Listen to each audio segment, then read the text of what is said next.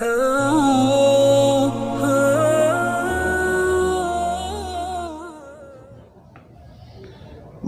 भाइयों, आजीज बुजुर्ग दोस्तों, আমি আজকে আপনাদের সামনে বক্তব্য জগতের নির্যাস যেটা রস সেই বিষয়টাই তুলে ধরেছি। আজকের বক্তব্যের বিষয় হলো সিরাতে মুস্তাকিমের ওপরে, হেদায়েতের ওপরে। हेदायत की, जिसको अल्लाह मिला उसको सब मिला, जिसको हिदायत मिला उसको सब कुछ मिला, जिसको हिदायत ना मिला कुछ भी ना मिला। হেদায়েত এমন একটা সম্পদ যে সম্পদটা আল্লাহর কাছে সংরক্ষিত। এটা আল্লাহ ছাড়া পৃথিবীর অন্য কারো কাছে নেই। ইন্নাকা লা তাহদি মান আহবাবতা ওয়ালাকিন্নাল্লাহ ইয়াহদি মান ইয়াশা। এই কথাটা আল্লাহ তাবারক ওয়া তাআলা নবীকে বলছেন, তার নবীকে। হেদায়েত কিন্তু নবীজির হাতে ছিল না। ক্ষমতা হেদায়েত লাস্তা আলাইহিম বিমুসাইতির ফাযাক্কির ইন্নামা আনতা মুযাক্কির। আল্লাহ বলছেন তোমাকে বলতে বলেছি, তুমি বলো। প্রশাসন ক্ষমতাটা তোমার হাতে আমি দিইনি।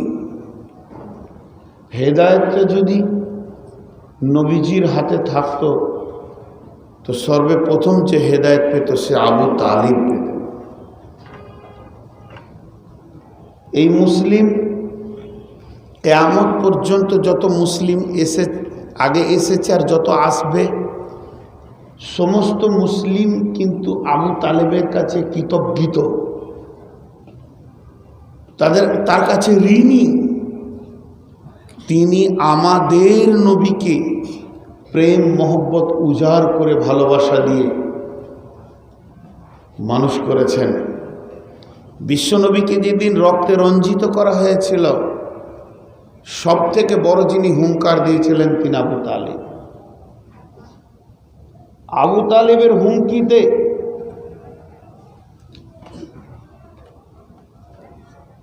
কোথাও মাইক বাজছে এখানে, তো আবু তালেবের হুমকিতে কুফারে মক্কা মুশরিকে মক্কারা ভয় খেয়েছিলেন। আবু তালেব কি বলেছিলেন? বেটা মুহাম্মদ সাল্লাল্লাহু আলাইহি সাল্লাম, তুমি একবার বলো তোমাকে কে মেরেছে। আমি আবু তালিব তোমাকে কথা দিছি তার বংশ বুনিয়াদকে আরবের মাটিতে রাখবো না। কিন্তু বিশ্বনবী বলেছিলেন, চাচা অত্যন্ত পাথরের আঘাতে জর্জরিত হয়ে ব্যথায় ব্যথিত হয়ে গেছি।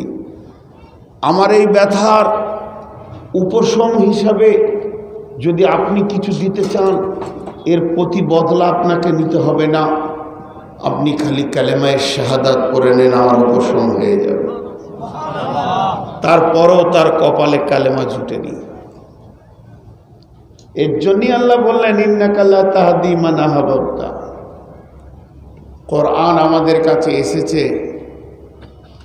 হেদায়েতের সমস্ত উপকরণগুলো নিয়ে, কোনোটা বাদ নাই।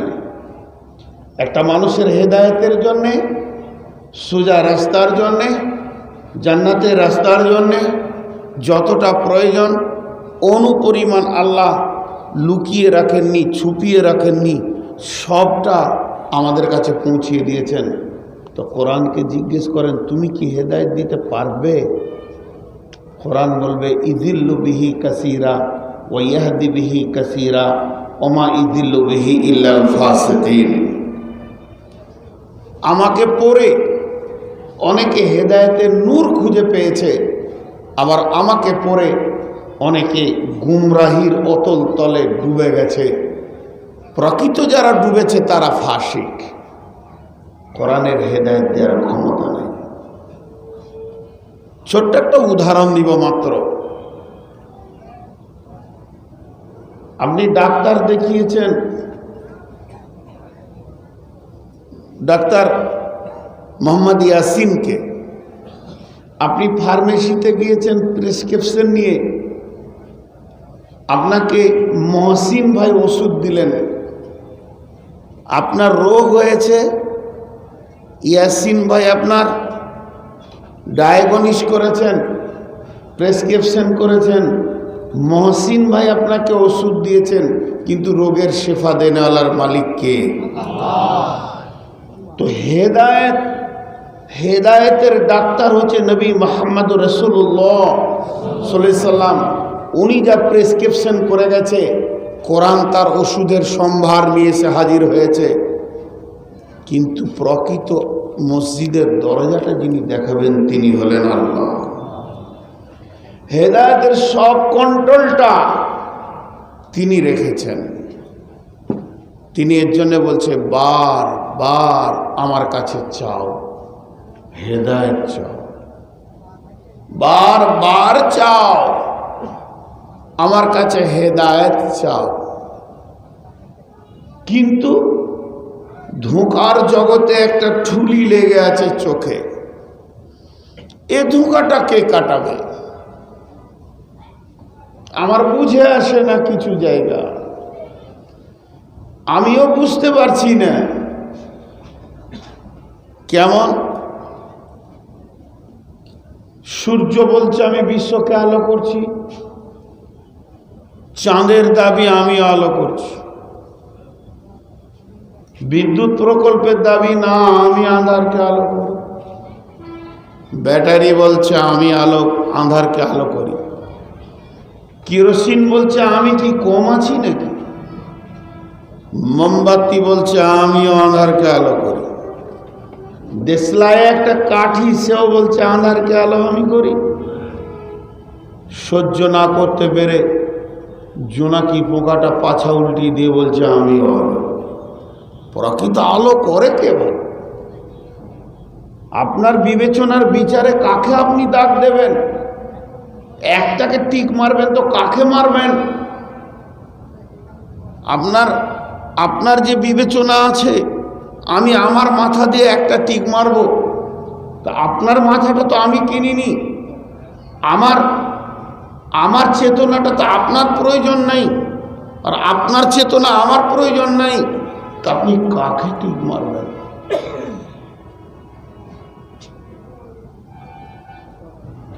একটা লোক 5 ওয়াক্ত নামাজ পড়ে জানে শান্তি পায় না, রাত্রি 12টায় উঠে হু হু করে আল্লাহর কাছে কাঁদছে, সে বলছে আমি ঠিক আছি। আর একজন শুধু 5 ওয়াক্ত নামাজ পড়েছে, সে বলছে আমি ঠিক আছি। মুসলমানের ভিতরে এক শ্রেণী মুসলমান আছে শুধু জুমার নামাজ পড়ে, সে বলছে আমি ঠিক আছি। এমন কিছু মুসলমান আছে জুমাও পড়ে না, খালি ঈদে দিয়ে হাজির দেয়, নানা দাদা মরলে তাকে নামাজের কাতারে জানা যায়, দেখা যায়, সে বলছে আমি ঠিক আছি। আবার এমনও লোক আছে জিন্দেগিতে মসজিদের দরজায় দেখেনি, কাতারে দাঁড়ায়নি, সেও বলছে আমি ঠিক আছি। প্রতিদিন 2 বোতল না খেলে যার চলে না, সেও বলছে আমি ঠিক আছি।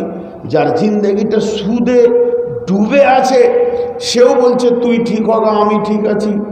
থাকতে না পেরে ব্যভিচার করনেওয়ালা মদের মাতাল পর্যন্ত বলছে আমি ঠিক আছি, তুই সুদা আছে কে রে বাবা? তারপরেও আবার যারা হেদায়েতের মধ্যে রয়েছে, অত্র রানিং পৃথিবীতে, এই চলমান পৃথিবীতে নবী এই জামানায় নাই। নবী খতম হয়ে গেছেন, কবরে শুয়ে আছেন। হেদায়েতের মিশনটা যারা চালাচ্ছে, যাদের হাতে চাবি দেওয়া হয়েছে, হানফি, সাফি, মালিকি, হাম্বলি, দেওবন্দি, কেদরানি, চিস্তানি, নকশবন্দি, আহলে হাদিস, গুরাবাই আহলে হাদিস, জমিয়ত, যুবমিয়ত, আন্দোলন, এরা আবার 22টা ভাগে ভাগ হয়ে গেছে। যাবো কার কাছে রে বাবা? যাবো কার কাছে?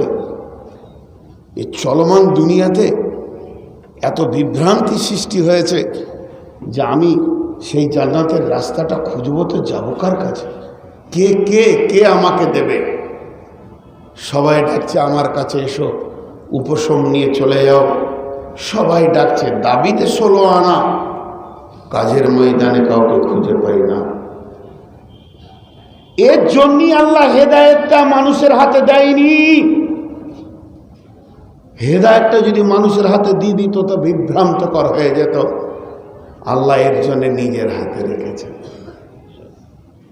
যদি মানুষের হাতে হতো আজকে হেদায়েতের দোকান হয়ে যেত 62, 70, 78টা।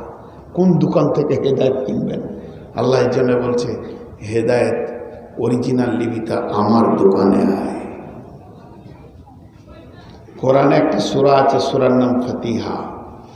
ওইদিকে একটা কথা বলে রেখেছি আপনাদেরকে, সব থেকে বড় নিয়ামত হলো হেদায়েত। ছোট্ট একটা মজার ঘটনা শোনাই। সাহাবীদের ভিতরে দুটা ভাগ ছিল, একটা আনসার, একটা মুহাজির।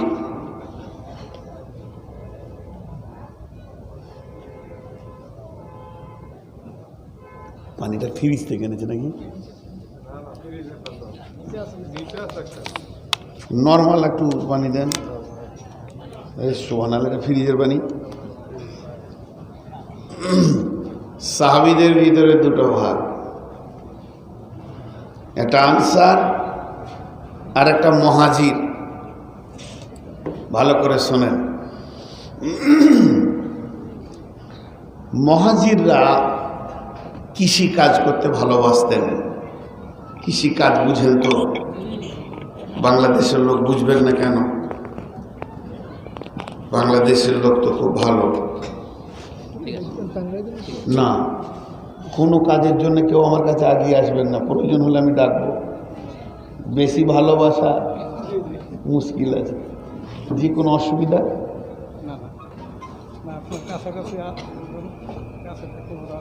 না, কিচ্ছু দরকার নেই আমার। আমার বায়ান শুরু হয়ে গেলে আমি ভলেন্টিয়ার নিই না, কাউকে ডাকি না, কারণ সবাই শুনুক। আমি স্পন্ডালাইসিসের রুগী, কখন এরকম করব, কখন এরকম করবো, আমি আমার জুতে চলব। এত কাউকে শোনার দরকার নেই। আর অত বড় হুজুর আমি লই যে 4টা খাদেম থাকবে। আমি নিজেই খাদেম, আবার লোককে খাদেম নেব। জি ভাই, আমাকে বলছে হুজুর রেস্কায় যাবে না। বলে আমি নিজেই তো রেস্কাওয়ালা রে বাবা, আমি আর কার রেস্কায় চাপবো?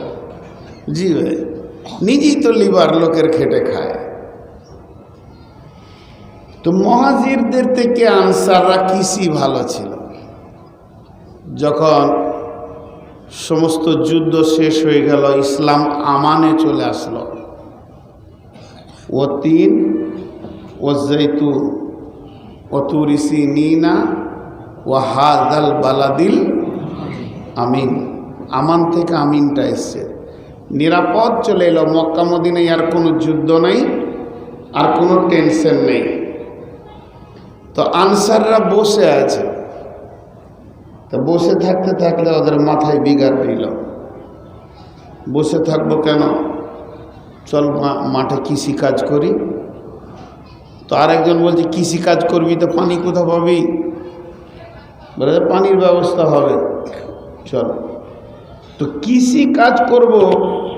আপনারা ক্যানেল বুঝেন? ক্যানেল পানি, যেটা কৃষি পানির ড্রেন, আমাদের ভারতে খুব আছে। তো বিশ্বনবীকে বলে একটা ক্যানেল করে দিব মদিনায়। মদিনার পাহাড়গুলোকে সরকারি খাতের টাকাতে বেঁধে দিব, বৃষ্টির পানি জমে যাবে, ক্যানেল করে নিব, মদিনাতে চাষ করব। ভালো বুদ্ধি, চল। তবে যাবো কোথায়? তো রসুলের কাছে যেতে হবে, দরখাস্ত দিতে হবে। নবীজির কাছে যাচ্ছেন দরখাস্ত দিতে। ও বলছে তুই যা, বলছে তুই যা। মসজিদের দরজায় ঠেলাঠেলি চলছে। ওরা চললো একটা ক্যানেলের দরখাস্ত দিতে, অন্য কিছু নয়। ওরা রাস্তায় আসছে, এখনো মসজিদের দরজায় পৌঁছায়নি, মসজিদের গেটে পৌঁছায়নি। নবীজি মসজিদে আছেন। ইতি অবসরে জিবরাইল আমিন নবীজির কাছে এসে খবর দিচ্ছেন। খবরটা কি? ইয়া রাসূলুল্লাহ, আনসারদের কয়েকজন ব্যক্তি আপনার কাছে আসবে। কোনো একটা কিছু তারা অভিযোগ নিয়ে আসছে, দরখাস্ত দিতে আসছে, কিছু বরাদ্দ করতে আসবে।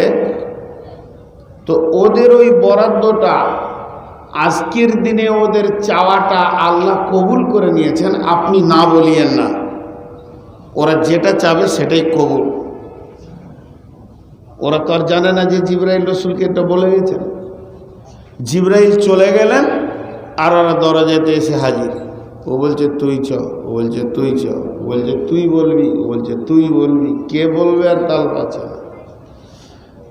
যখন ভিতরে ঢুকলো, নবীজি আর আবেগ সামালতে পারলেন না। নবীজি নিজেই মুখ খুলে দিলেন আগে। কি বলছেন? রে আনসারের দল, তোমরা একটা সুসংবাদ নাও। তোমরা এই দলটি আমার কাছে কিছু চাওয়ার জন্য এসেছো, কোনো একটা কাজ বরাদ্দ করার জন্য এসেছো। এখনই জিবরাইল আমিন এসেছিলেন, এসে এই মাত্র বলে গেলেন আজকের দিনে তোমরা যা চাইবে আমি যেন না শব্দটা না বলি, কারণ তোমাদের চাওয়ার ব্যাপারে স্বয়ং আরশ ওয়ালা রাজি হয়ে গেছেন, খুশি হয়ে গেছেন। তোমরা যেটা চাইবে ওটাই বরাদ্দ হয়ে যাবে। ওদেরকে কত খুশি লাগবে বলেন তো? ওদের মনে খুব খুশি, একে অপরকে দেখছে। তখন এবার এরা বলছে কি নিবি রে? তাই তো। তখন নবীজিকে বলছেন ইয়া রাসূলুল্লাহ, ইয়া হাবিবাল্লাহ, ও দয়ার নবী গো, আমরা কিছু চাইতে এসেছিলাম, তবে এটা তো আমরা জানতাম না যে আমাদের ওপরে আমাদের মাবুদ রাজি আছেন, আমাদের চাওয়ার ওপরেও রাজি আছেন। তবে যদি কিছু সময় আমাদেরকে দেন, আমরা কি নেব এটা বুঝে বলবো। এর মাল চেঞ্জ করবে, এবার বড় মাল ধরবে। যাও তোমরা চিন্তা করে এসো। মসজিদের এক কোণে বসে বসে ফিস ফিস করে বলছে কি নিবি রে? ক্যানেল ছাড়, এখন বড় কিছু ধর। চাইতে গেলে মোটা জান ধরতে হবে, কারণ কেন্দ্রে রাজি হয়ে গেছে। চ, সবাই মিলে এক হয়ে গেল। আর এক হয়ে গিয়ে আল্লাহর নবীর কাছে এসে বলছেন দয়ার নবী গো, আমরা বাড়ি থেকে বের হয়েছিলাম একটা ক্যানেল ড্রেনের নিয়তে, আমরা চাষ করব দুনিয়াতে মদিনাতে, এর জন্যে। কিন্তু যখন বুঝে নিলাম আমার মাবুদ রাজি আছে আমাদের চাওয়ার ব্যাপারে, ও দয়ার নবী গো, ওই ক্যানেলটি আর দরকার নাই, ওটার দিতে হবে না। আপনি বলে দেন আমাদের আল্লাহকে ওই ক্যানেলটা, ওই নহরটা, ওই নদীটা আমাদের জন্য যেন জান্নাতে কুলকুল করে বইয়ে দেয়। পরোক্ষভাবে তারা চেয়ে বসলো আল্লাহর কাছ থেকে জান্নাত। নবীজি বললেন যাও, তোমাদের জন্য জান্নাত মঞ্জুর হয়ে গেছে। লুটে দিল। চাওয়ারও কোয়ালিটি আছে, শুধু ভিখারি হলে হবে না। জি দেন তো, দেন তো, দেন তো, 500 টাকা দেন তো। কেউ দেবে? দেন দেন, 500 টাকা দেন তো, দেন। আর যদি বলে ভাই 500 টাকা দেন, অসুবিধা আছে, দেবে। মাংনে কা ভি তরিকা হ্যায়। দেখবেন একজন ভিখারি অনেক পয়সা পাচ্ছে আর একজন পাচ্ছে না। চাওয়ারও কোয়ালিটি দরকার আছে, কোয়ালিফাইড হতে হবে। আল্লাহর কাছে চাইতে হবে। জি কি চাইবো? হেদায়েত। আল্লাহর কাছে কি চাইবো? মহব্বতের সঙ্গে সবাই বলবো, মুখ খুলবো, আল্লাহ খুশি হবেন। আল্লাহর কাছে কি চাইবো? এটা কে শিখিয়েছেন? আল্লাহ। কে শিখিয়েছেন? যে হেদায়েত পেল সে সব পেল, যে হেদায়েত পেল না জি সে কিছুই। হ্যাঁ, একটা ছোট্ট গল্প শোনাই। আপনাদের বিরক্ত লাগছে নাকি? সমস্ত আয়াতগুলো আপনাদের সামনে তুলে ধরবো ইনশাআল্লাহ। বাদশাহ মাহমুদ, ওনার 4টা বিবি ছিল। তিনটে বিবি একটা বাঁধি, তিনটে বিবি একটা বিবি তিনটে হচ্ছে রাজার বেটি, মন্ত্রীর বেটি, জি সচিবের বেটি, বড় ঘরের বেটি, পরীর মতো চেহারা, মালদারের বেটি, শরীর ভর্তি স্বর্ণ, যেমন চেহারা যেমন দেখতে সুন্দর, আর যেটা বাঁধি কালো, ঠোঁট মোটা, নাক চাপটা, গরিবের বাচ্চি, গরিব, সারাদিন থালা পাতিল হাঁড়ি জগ গ্লাস সাফ করে, কাপড় সাফ করে। কিন্তু বাদশাহ যখন একটু গল্প করতে মন যায় তো বাঁধির সঙ্গে ফিস ফিস ফিস ফিস ফিস ফিস ফিস ফিস সবসময় গল্প করে, সবসময় যেন বাঁধিটাকে নিয়ে আনন্দের গল্প করে, হাসে, উৎফুল্ল থাকে। এরা তিনজন মন খারাপ যে আমরা এত সুন্দর তাও, এত সুন্দর তাও। একজন বলছে বাদশার চোখ নষ্ট হয়ে গেছে, বিবিরা মন্তব্য করছে। আর একজন বলছে ওর রুজ জ্ঞানই শেষ, রুজ জ্ঞানটা ওর নেই। এটা বাদশার কানে পড়ল। সকালবেলায় ঘুম থেকে উঠে বাদশা ব্রাশ করেছে, এখনো এক ঘুঁট পানি পান করেনি। চেয়ারে বসেছে, সামনে টেবিল রাখা আছে, একটা সুন্দর পেয়ালা, হিরে মণি মাণিক্য দিয়ে কারুকার্য করা বিদেশি পেয়ালা, 1.5-2 লক্ষ টাকা দাম। ওটাকে টেবিলে রেখেছে। বড় বিবিকে ডেকে বলছে, ও বেগম হাসিনা, এটা তুমি এসো এখানে, এই পেয়ালাটা তুমি ভেঙে দাও। বড় বিবি এমনি করে নিল, দেখলো আর বলছে, সুবহানাল্লাহ, ঘুম থেকে উঠে কি আপনার মাথা গরম হয়ে গেছে? দামি জিনিস নষ্ট করা যাবে না, রেখে দিল। 2 নম্বর বিবিকে ডাকছে, রে হাসিনা তুমি শোনো। হাসিনা আসলো, ওকে বললো এটা ভেঙে দাও। উইও বলছে, হুজুর কি ব্যাপার, কিছু বুঝি না, জিনিসটা ভাঙতে বলছেন, এটা মূল্য যে অনেক বেশি, রেখে দিল। 3 নম্বর বিবিকে ডেকে বলছে, রে বেগম সাফিয়া, এখানে এসো, পেয়ালাটা তুমি ভেঙে দাও। ওইভাবে তুলে নিল, আমার রেখে দিল।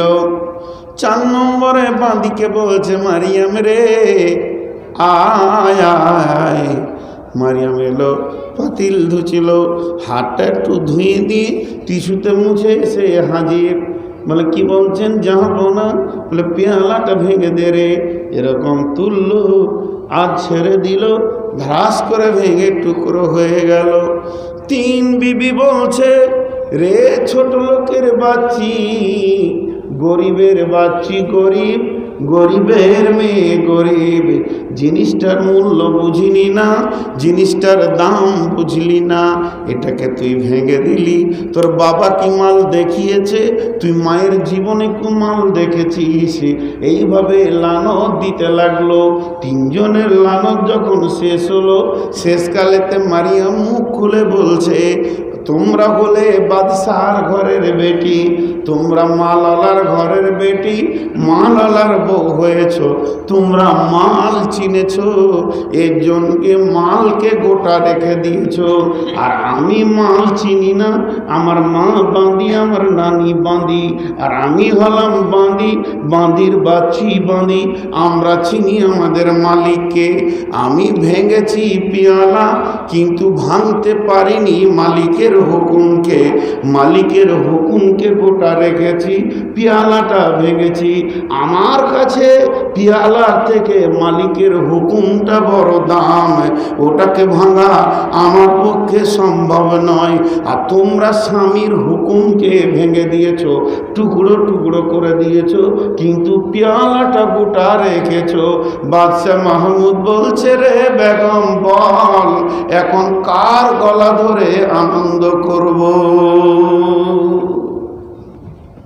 তোরা চিনিস আমার মালকে, ও চিনা আমাকে। আমার যদি কাল মাল না থাকে, তোর মহব্বত আমার কাছে থাকবে না। মালের বিনিময়ে মহব্বত চলছে। একবার গরিব হয়ে যান। যে মেয়েগুলো অত্যন্ত ফ্যাশন করে দুনিয়া করে স্বামীর পাশে, ইনকাম কমে যাক, গরিব হয়ে যান, দেখেন আপনার পাশে থাকে না, ভাইদেরকে ফোন করে বাপের ঘর চলে যায়, তোর ছেলে তুই দেখে লিগা বলে। বন্ধু, অনেক প্রেমিকা দেখলাম যে স্বামীর সঙ্গে দাম্পত্য জীবনের সমুদ্রে নেমে জোয়ার ভাঁটা খেলবে হাত ধরে, এরকম মেয়ে অনেক কমই আছে। তো আমি যে কথা বলতে চেয়েছি যে আমরা পৃথিবীর কোনো সম্পদের দিকে তাকাবো না, না কেউ জান্নাত। জান্নাতও মমিনকে পাগল করতে পারবে না। মমিন পাগল থাকবে আল্লাহর প্রেমে।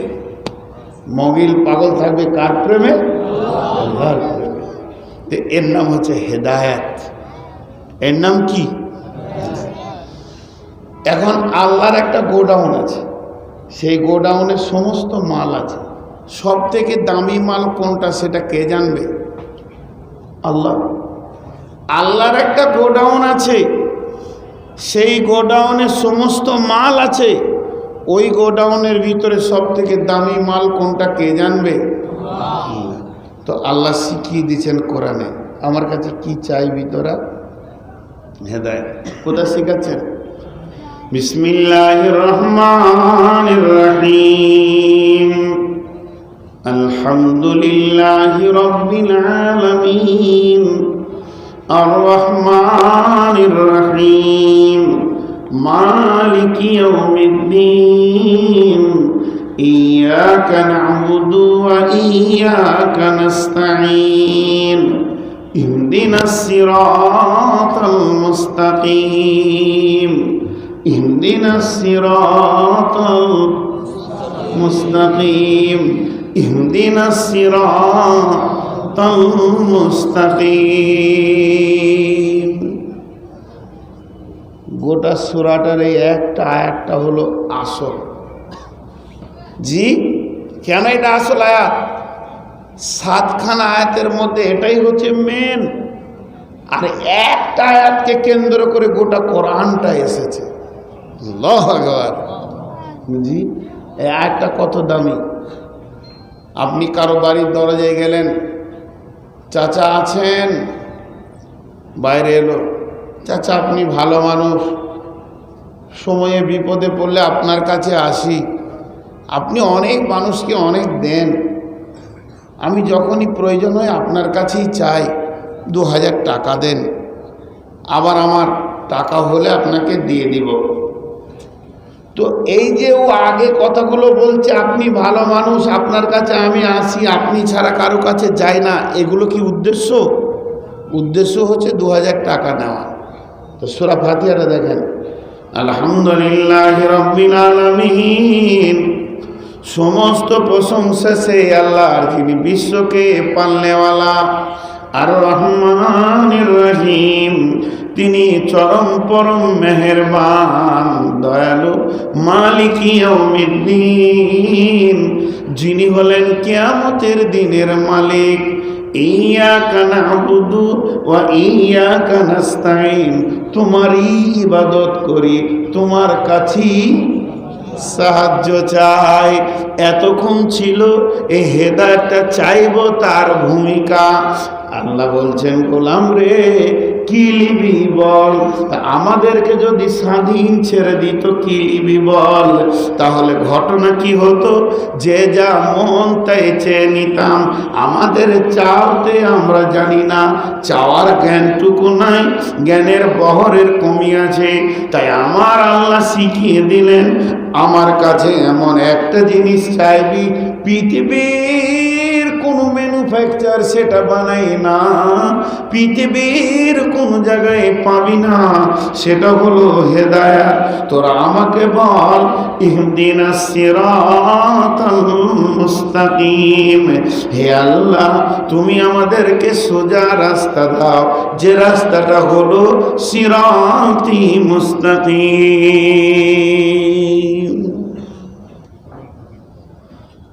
তাহলে আমরা আল্লাহর কাছে কি চাইলাম? হেদায়েত, সিরাতে মুস্তাকিম চাইলাম। হায়, হেদায়েতের মালিক আল্লাহ। হেদায়েতের মালিক কে? আল্লাহ। আল্লাহ আমাদের হাতে কোরআন দিলেন। আল্লাহ আমাদের হাতে কি দিলেন? কি বলছে? আলিফ লাম মিম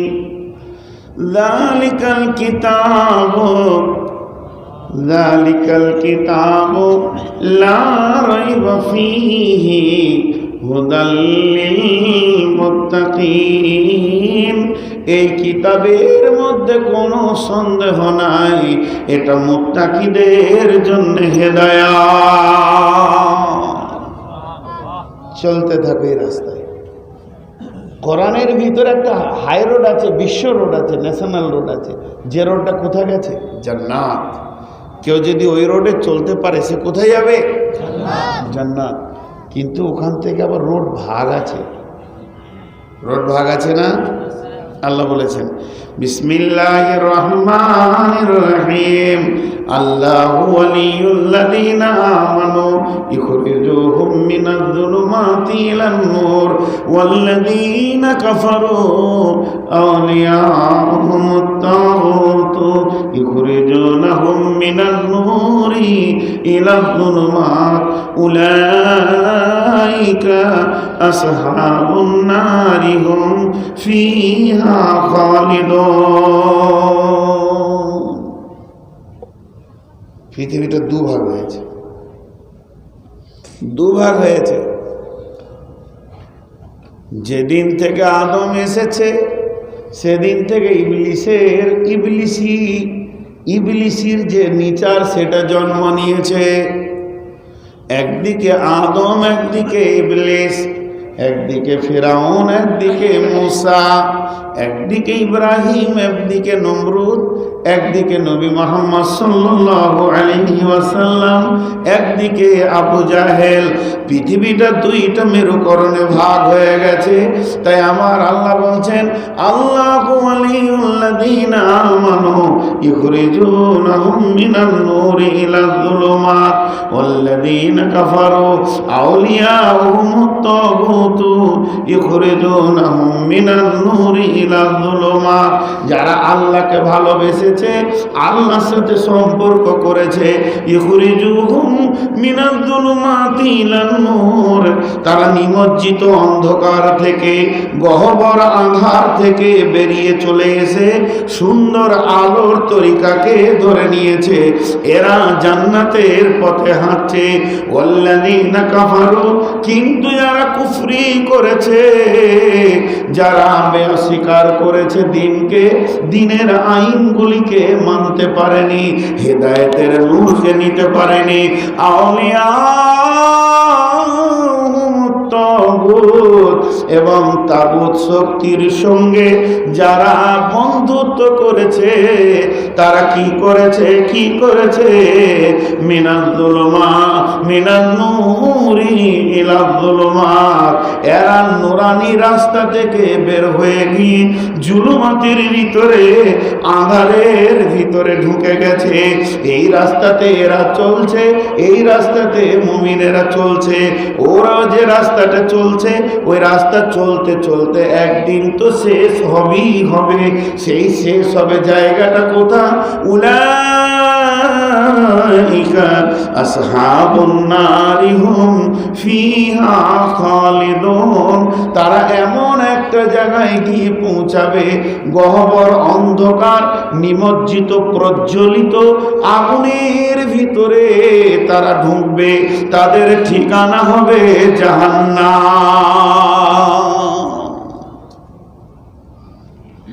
দুটো রাস্তা কোরআন বলছে, তারা কোথায় যাবে? জাহান্নামে।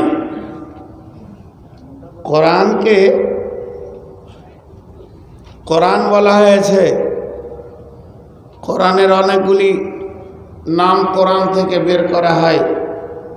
কোরআনের নাম নূর, কোরআনের নাম সিরাজ, কোরআনের নাম বাইয়িনা, কোরআনের নাম হুদা। তো কোরআন আমাদের কাছে আলো এনেছে, এই আলো যারা পেয়েছে তারা কোথায় যাবে? একবার মুখ খুলেন, কোথায় যাবে? জান্নাতে। তাহলে দুইটি মেরুকরণ হয়েছে। একটু ভাববেন, এখানে গভীর তথ্য কথা দুটো বলবো, আল্লাহর রাস্তা দিয়ে বলছি, আপনার একটু অ্যাটেনশন হন। দুটি মেরুকরণ যখনই হয়েছে আদমের জন্মলগ্ন থেকে নিয়ে, তো আজও দুটি মেরুকরণ আছে। একটা দল আছে কোরআনের পক্ষে, একটা আছে কোরআনের বিপক্ষে। এ রাও ডাকছে, ও রাও ডাকছে। আল্লাহ কি বলছে দেখেন, ওয়া আন্না হাযা সিরাতি মুস্তাকিমা ফাত্তাবিউহু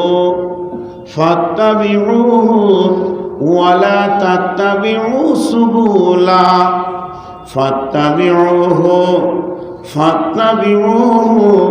ওয়া লা তাত্তাবিউ সুবুলা ফাতাফাররাকা বিকুম আন সাবিলি যালিকুম ওয়াসাকুম বিহি লাআল্লাকুম তাত্তাকুন। কোরআনের দিকে তাকান একবার, আমার দিকে আপনারা। এটা হলো হেদায়েতের নূর, এটা হলো হেদায়েতের রাস্তা, এটা হলো প্রাণ খুলি বুক ভরে দাওয়াত নিয়ে এসছে। ফাত্তাবিউহু, এর ইত্তেবা করো, এই রাস্তাতেই চলতে থাকো। ওয়ালা তাত্তাবিউ সুবুলা, আরো অনেক রাস্তা তোমাদের কাছে আসবে। এখানে সুবুলা বলা হয়েছে, মানে বেঈমানদের রাস্তাতে ছড়াছড়ি লেগে যাবে, খবরদার ওটাতে তুমি যেও না। ওয়ালা তাত্তাবিউ সুবুলা, ওই রাস্তাগুলিতে তুমি যাবে না। ফাতাফাররাকা বিকুম আন সাবিলি, যদি ওই রাস্তাতে চলে যাও, আমার আল্লাহ বলছেন আমার থেকে তোমাকে অনেক দূরে সরিয়ে দেবে। যালিকুম ওয়াসাকুম বিহি লাআল্লাকুম তাযাক্কারুন, এটাই আমি তোমাদের জন্য ওসিয়ত করছি, লাআল্লাকুম তাত্তাকুন, যদি তোমাদের দিলে ভয় থাকে তাহলে তোমরা আমার দ্বীনকে গ্রহণ করতে পারবে।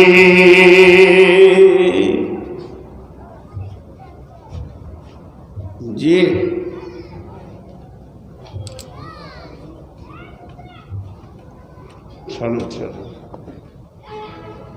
আমি নিজেই করে নিচ্ছি,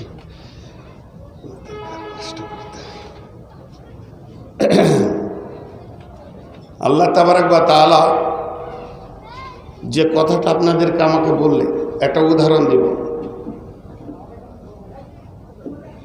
খেয়াল করেন আমার উদাহরণটার দিকে। কলমটা ধরেছি, উদাহরণটা খেয়াল করবেন তো বুঝতে পারবেন। এখান থেকে আমি নিশান করেছি, এটা ধরেন বন্দুক, আমি নিশান করেছি যে ওই ওয়ালের কোন একটা ইঁটকে মারব। ওয়ালে ওই যে দেওয়াল আছে ঠিক 4 ফুট উঁচাতে একটা ইঁটকে মারব। কেউ এসে একটু এখানে মাত্র 1 ইঞ্চি তুলে দিল, বুঝতে পারছেন? তাহলে কি ওখানে 1 ইঞ্চি উপরে গুলিটা লাগবে? উপর দিকে চলে যাবে।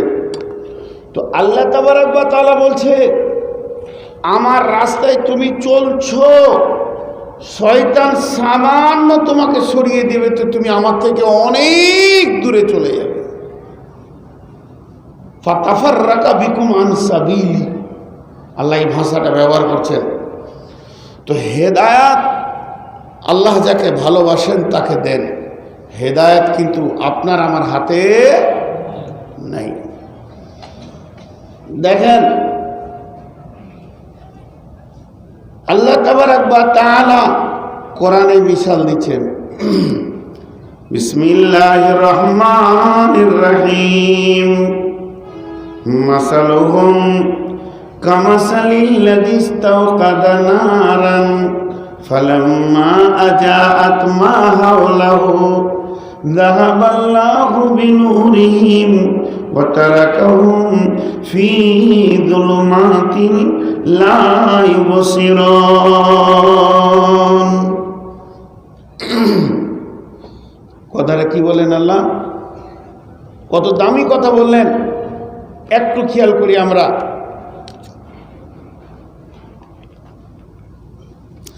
মাসালুহুম কামাসালিল্লাযী ইসতাওকাদা নারান ফালাম্মা আযাআত মা হাওলাহু যাহাবাল্লাহু বিনুরিহিম ওয়া তারাকাহুম ফী যুলুমাতিন লা ইউবসিরুন। প্রথমে একটা জিনিস জানার দরকার আছে, আগুন কয়টা উপকরণ দিয়ে তৈরি হয়? তিনটি। কয়টা বললাম? তিনটি। এখানে একটা আগুন জ্বলছে প্রদীপে, এই জায়গায় একটা আগুন জ্বলছে, এটা প্রদীপ, 4 ইঞ্চি একটা আগুন জ্বলছে। তো আগুনটা তিনটে উপকরণ দিয়ে আল্লাহ তৈরি করেছেন। 1 নম্বর হলো যেটা দেখছেন এটা আগুন, 2 নম্বরে হলো ওর সঙ্গে 2টি গুণকে মিশানো আছে। 1 নম্বরে হলো পৃথিবীর কোনো বস্তু আর এক বস্তুকে জ্বালিয়ে পুড়িয়ে ছাই বানাতে পারে না, একমাত্র আগুন। আগুনের ভিতরে ধাও ক্ষমতা, জ্বালানো ক্ষমতাটা আল্লাহ দিয়েছেন।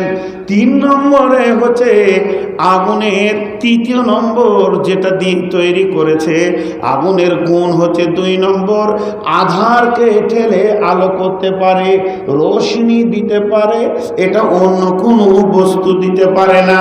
তাহলে আগুন নিজে একটা বস্তু, ওর ভিতরে গুণ 2টা ভরা আছে, আল্লাহ ভরে দিয়েছেন, অ্যাপ্রোপ্রিয়েট করে দিয়েছেন। সেই 2টি কি? 1 নম্বর হলো আধারকে ঠেলে আলো করতে পারে, 2 নম্বর হলো বস্তুকে জ্বালিয়ে পুড়িয়ে দিতে পারে। তাহলে আগুনটা কার হুকুমে চলে? আল্লাহর হুকুমে চলে।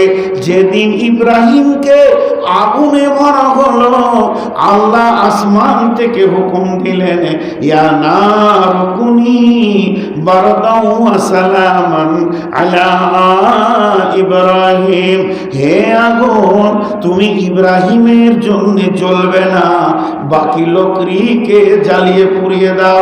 আল্লাহর হুকুমে ইব্রাহিম আগুনের ভিতরে থাকলো, ইব্রাহিম জ্বলল না, পুড়ল না, আর বাকি লোকরি কাঠ পুড়ে শেষ হয়ে গেল। বন্ধুরা আমার, আল্লাহ এখান থেকে প্রমাণ দিল আগুনের যে শক্তি আছে তার উপরেও আমার কুদরতি ক্ষমতার বল আছে। এরপরে চলেন একবার আল্লাহ তাবারাক ওয়া তাআলা উদাহরণ দিচ্ছেন। বিশ্ব নবী একটা প্রদীপ জ্বেলেছেন, মনে করেন এখানে নবী মুহাম্মদুর রাসূলুল্লাহ সাল্লাল্লাহু আলাইহি ওয়াসাল্লাম রয়েছেন, তিনি একটা প্রদীপ জ্বেলেছেন। আর প্রদীপটা জ্বালার পর এই মাহফিলকে ডেকে বলছে, আয় আয় আয় আয় আয় আমার প্রদীপে আলো নিয়ে যা।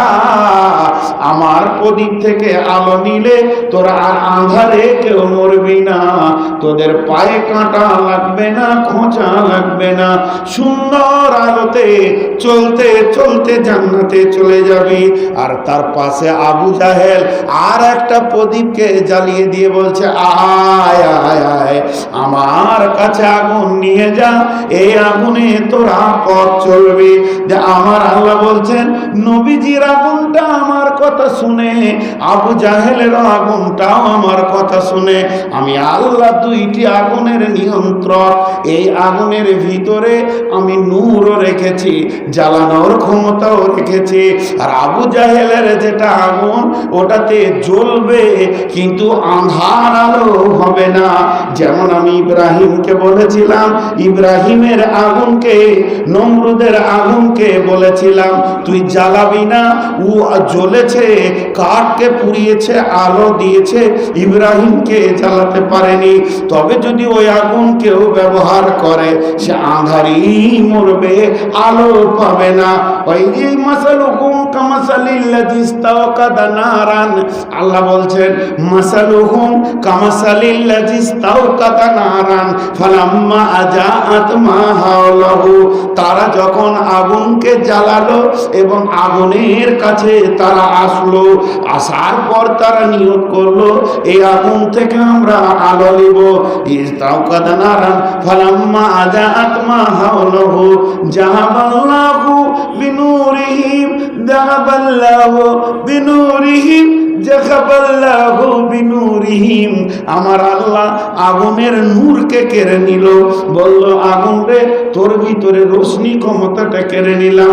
ও তারাকাহুম ফি যুলুমাতিন লা ইউবসিরুন, তারা অন্ধকারে পড়েই থাকলো, কিছুই দেখতে পেল না।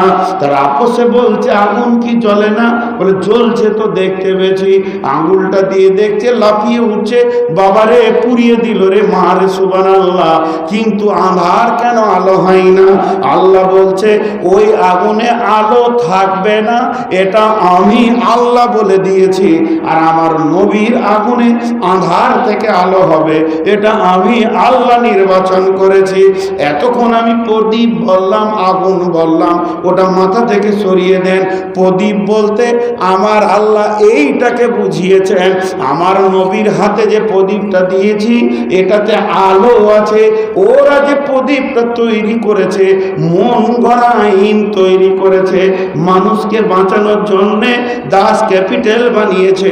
এরা মানুষকে বাঁচানোর জন্যে কার্ল মার্কস তৈরি করেছে, দাস ক্যাপিটাল, গীতাঞ্জলি তৈরি করেছে রবীন্দ্রনাথ, টটস্কিল তৈরি করেছে, আর কোনো কিতাব, ভারতবর্ষের আইন, বাংলাদেশের আইন, আমেরিকার আইন, ইংল্যান্ডের আইন, পৃথিবীর যত সমাজ বিজ্ঞানী এই সমাজকে চালানোর জন্যে আইন তৈরি করেছে। তাদের আইনে আগুনে জ্বলছে কিন্তু আলো নাই, আলো নাই। এরা মানুষকে পথ দেখাতে পারবে না। আর আমার নবীকে আমি যে প্রদীপটা দিয়েছি এটাতে আগুনও আছে, আলো আছে। মা বোনকে চিনতে পারা যাবে, তারতম্য করা যাবে, বিবির সাথে বোনের তারতম্য করা যাবে, কে মাঠে নামবে কে নামবে না, মহিলারা কেমন চলবে পুরুষ কেমন চলবে, সব আধারকে আলো করে দেওয়া আছে। আর ওরা বর্বরতার অন্ধকারেই ডুবে থাকবে, জীবনেও আলো খুঁজে পাবে না। আমি যেটা বলতে চাইছি সেটা আপনারা বুঝতে পারলেন? পৃথিবীর যত সমাজ বিজ্ঞানী আছে তারা আঁধারে ডুবে আছে, আল্লাহ বলছে।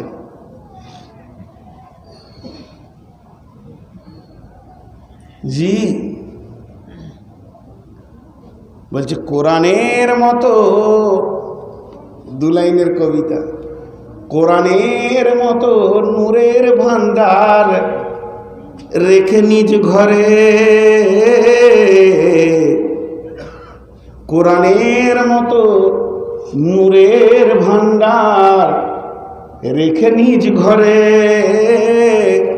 হতভাগা তুই কি খুঁজে বেড়াস বাতিলের দারে দারে, বাতিলের দারে দারে।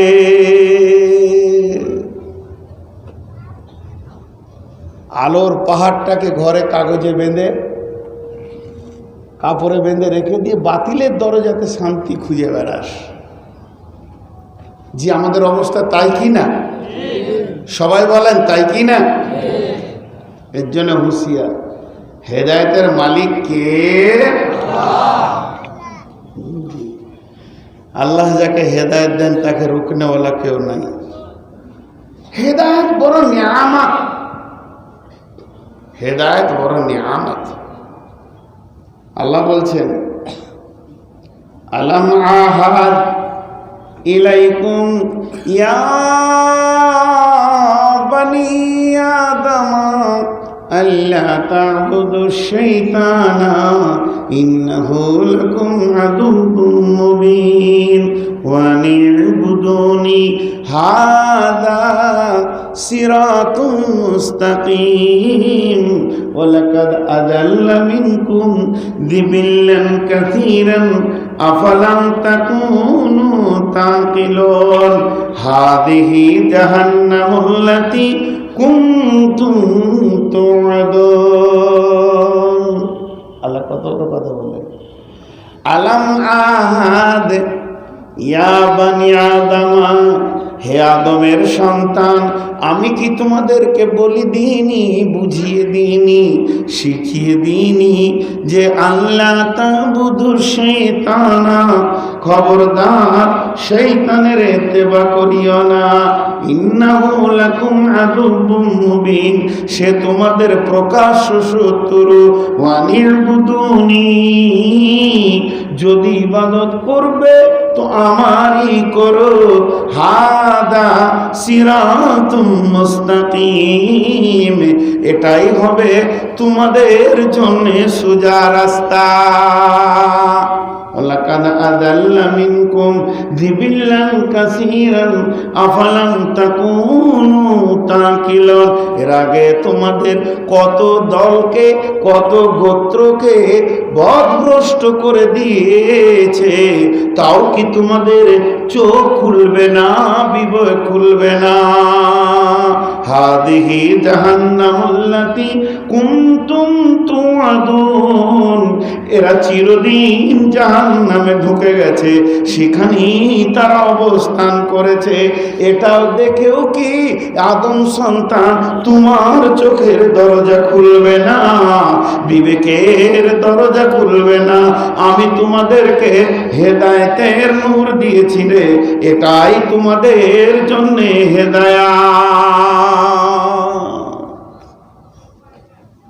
কিন্তু ঘটনা হচ্ছে কি, আল্লাহ রাসূল আফসোস করেছেন, বিরাট আফসোস। কি বলেছেন? তোর লিমা লিগাইরি দিন, এমন একটা দিন আসবে নিজের সন্তানকে আধুনিক শিক্ষার সঙ্গে জর্জরিত করে দেবে, কোরআনের শিক্ষাকে পেছনে রেখে দেবে। ভাই এসছে কি না? আরে ভাই এসছে কি না? হ্যাঁ, যিনি হিন্দি বুঝেন দেখবেন ইউটিউবে দিয়েছে একটা ছোট্ট প্রোগ্রাম, 1 মিনিটের। একটা স্কুলের ছেলে যখন স্কুল যায় ব্যাগটা কোথায় থাকে? জোরে বলেন। আর যখন মাদ্রাসার ছেলে মাদ্রাসা যায় তখন ব্যাগ, বই কোথায় থাকে?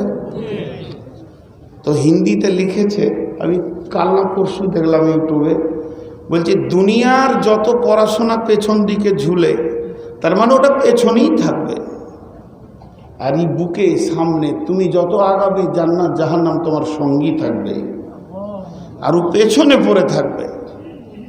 তো ভাইয়া একটু হুঁশিয়ার হয়ে যায়। হিন্দার নাম শুনেছেন? হিন্দা, হিন্দা, হ্যাঁ, কেমন মেয়ে? দিনের শত্রু। আর বলিয়েন না, বলা ঠিক হবে না জি, আর বলিয়েন না। ফাতে মক্কার পর হিন্দা, হিন্দা কি করেছে? ঈমান এনেছে। হিন্দা ঈমান এনেছে, হিন্দা জান্নাতি হবে জি। কিন্তু কে ছিল? দিনের শত্রু ছিল না? হিন্দা কি করেছিল জি? নবীজির চাচার কলিজা চিবিয়েছিল। কেউ বলে কেটে কেটে গলার মালা করেছে, চিবিয়েছে, মালা করেছে জি। ঐশীকে বলছে, ঐশী ওর গোলাম, ঐশী রে তুই বল চিরদিন কি গোলাম থাকবি না স্বাধীন হতে তুই চাইছিস? ঐশী বলছে, ম্যাডাম মালিকিন, পৃথিবীতে এমন কোন মানুষ আছে কি সে স্বাধীনতার মুখ দেখতে চায় না? বলে তোকে আমি স্বাধীন করে দিব, শুধু একটি শর্তে রে। আমার এই শর্তটা যদি পূরণ করতে পারিস, আমার মনের আশা যদি পূরণ করতে পারিস, আমি হিন্দা কথা দিলাম তোকে স্বাধীন করে দিব। বলে কি করতে হবে? মালিকিন আপনি বলেন, আপনি যেটা বলবেন আমি ওটা করতে রাজি আছি। বলে ওই যে রসুলের চাচা, রসুলের চাচাকে আমির হামজা, এই আমির হামজা কলিজাটাকে এনে যদি তুই আমাকে দিতে পারিস, যেদিন আমির হামজার কলিজাটা আমার হাতে দিয়ে দিবি, আমি সেই দিন তোকে আজাদ করে দিব। হিন্দা বলল এটা তো আমার কাছে ছোট ব্যাপার, এটা ক্ষুদ্র ব্যাপার। বন্ধুরা আমার, ওহুদের প্রান্তে আমির হামজা যখন সিংহের মতো দৌড়ছে বেঈমানদের দিকে, চারিদিকে তাকিয়ে দেখলো পেছনে কেউ নাই, বর্ষা মেরে দিল পেছন দিক থেকে। আমির হামজার বুকে বর্ষা লাগলো, আমির হামজা পড়ে গেলেন। বুকের উপরে বসে ওর মানে বুকের হাড়কে ফেড়ে দিয়ে ভিতর থেকে কলিজা বের করে তাজা কলিজাটা হিন্দার হাতে দিল। আরো লম্বা ঘটনা, হিন্দা ওটাকে হাতে নিল, চাবালো, গলার মালা করলো, যাই করলো না কেন, এই হিন্দা হলো ইসলামের 1 নম্বর শত্রু। কিন্তু সেই হিন্দাকে আল্লাহ হেদায়েত দিলেন। কেন গো? আপনাদের এখানে মেয়েরা বায়ান শুনছে? ব্যবস্থা আছে? কোথায় ব্যবস্থা আছে? এই পাশে প্রজেক্ট আছে। হ্যাঁ, তাহলে মা বোনেরা শোনেন, হিন্দার একটা গুণ ভালো ছিল, এটা আল্লাহকে কত ভালো লেগেছে। আল্লাহ ওই গুণের কারণে আল্লাহকে হেদায়েতের রাস্তা দিয়েছেন। অনেক মুফাসসিরের মত। কি গুণ ভালো ছিল? আপনাদের দেশের মহিলারা অপরিচিত পুরুষের সঙ্গে কথা বলে, হারাম পুরুষের সঙ্গে কথা বলে? বলে না। আলহামদুলিল্লাহ, খুব ভালো জায়গায় এসেছি। এখানকার মেয়েরা হারাম পুরুষের সঙ্গে কথা বলে না? বলে। তাহলে আমার আলহামদুলিল্লাহ ফিরিয়ে দেন যদি বলে। তো হিন্দা সব দিক থেকেই কঠিন মেয়ে ছিলেন, কিন্তু একদিকে ওর গুণটা ভালো ছিল। কি ভালো ছিল? ওকে কেউ এসে বলল, হিন্দা একটা খবর শুনেছ বোন? কি খবর? ওই আমার গ্রামের পশ্চিম পাড়ায় একটা মহিলা একটা অপরিচিত পুরুষের সঙ্গে কথা বলেছে। কেমন কথা? ধ্যানের সঙ্গে শোনেন। একটা কোনো যুবক, কোনো মানুষ, তাতে মুরব্বী হোক আর যাই হোক, এই রাস্তায় যাচ্ছিল, যেতে যেতে রাস্তা ভুলে গেছে, তো দেখছে একটা মেয়ে দাঁড়িয়ে আছে, তার সঙ্গে কোনো খারাপ কথা বলেনি, এতটুকু জিজ্ঞেস করেছে, খালামা আমি অমুক গ্রাম যেতে চাই, রাস্তা কোনটা? তো এই দিকটা। এতটুকু কথা বলেছে। সেই মেয়ের খবরটা হিন্দার কানে পৌঁছাছে। কে? ওর সহেলি। সহেলি মানে? সহেলি মানে বান্ধবী। তখন হিন্দা বলছে, এমনি করে লম্বা জিভ বের করে বলছে, ছি ছি ছি ছি ছি ছি ছি, কি করে কথা বললেও, কি করে কথা বললো, কেন মুখ ঢেকে নিয়ে পালাইনি? হ্যাঁ, দেখেন এইটুকু কথা বলতো হিন্দার মতো মেয়ে, মুশরিকা মেয়ে, কাফেরা মেয়ে, রসুলের দুশ্মন, আল্লাহর দুশ্মন, কালাম পাকের দুশ্মন, ইসলামের দুশ্মন, রসুলের চাচার কলিজা চাবানা মতো মেয়েটা এইটুকু কথা বলতো নারাজ। জি, আমাদের এক ভারতের কবি আফসোস করে বলছে, বসেন ভাই, আপনি দাঁড়িয়ে আছেন, বসেন। খুব আফসোস করে বলছে কবিতা, শেষে জামানা ও মমিনা, শেষ জামানায় ও মুমিনা কথাটা যে নয় মিছে, আখেরি জামানায় এসেছে। ঠিক না ভুল? কবিতার শেষগুলো তো ঠিক না ভুল এটা বলবেন। অনেক লম্বা কবিতা, 2 লাইন বলবো। শেষ জামানা ও মুমিনা, শেষ জামানার ও মুমিনা, মুমিনা মানে মেয়েদেরকে বলছে আর কি, কথাটা যে নয় মিছে, আখিরি জামানা এসেছে। আগেকার মা বোনেরা পুরুষ দেখিলে, আগেকার মা বোনেরা পুরুষ দেখিলে ঘুমটা টেনে লুকিয়ে যেত গাছের আড়ালে। এখনকার মা বোনেরা পুরুষ দেখিলে ধাক্কা মেরে চলেছে, আখেরি জামানায় এসেছে। শেষ জামানা ও মুমিনা কথাটা যে নয় মিছে, আখেরি জামানায় এসেছে। জি, শেষ চলে এসছে। তো হিন্দার মতো মেয়ে ওইটুকু বলতে রাজি নয়। হিন্দা হেদায়েত পেল কি করে? আল্লাহ দিয়েছেন। কিন্তু ঘটনাটা কেমন? হিন্দা একদিন বাড়িতে আছে, এই ছেলেটা বারবার ঢুকছে আর বেরোচ্ছে কেন আমি বুঝতে পারছি না। এই যে এই ছেলেটা লাল গেঞ্জিটা পরে, একটা কমিটির লোক একটু গবেষণা করেন তো। আমি ওকে অনেকবার ঢুকতে বেরোতে দেখছি, কিন্তু প্রচণ্ড হারে ডিস্টার্ব করছে বায়ানের। একবার ওদিকে তদন্ত চালাম তো, কেন ওটা করছে? তো চা যদি খাওয়ায় তো এখানে চাই চলুক, আমার বায়ান বন্ধ থাকুক। এ কোন সিস্টেম ধরনের মার্কেট করবে ভিতরে? আস্তাগফিরুল্লাহ। হিন্দা একদিন বাড়িতে আছে, আর এমন সময় হিন্দার স্বামী মার্কেটে গেছে কোনো কাজের জন্য, কোনো একটা বিষয় নিয়ে। সে মার্কেটে আছে, বাইরে আছে, বাড়িতে নাই। আর হিন্দা একা মহিলা বাড়িতে রয়েছে। আর এমন সময় তার একটা বন্ধু, হিন্দার স্বামীর বন্ধু, হিন্দার বন্ধু নয়, সে তার বন্ধুর খোঁজে, অর্থাৎ হিন্দার স্বামীর খোঁজে হিন্দার বাড়িতে এসেছে। আর বাড়িতে ঢোকার পর চারিদিকে তাকিয়ে দেখলো যে নাই, সে তার বন্ধু নাই।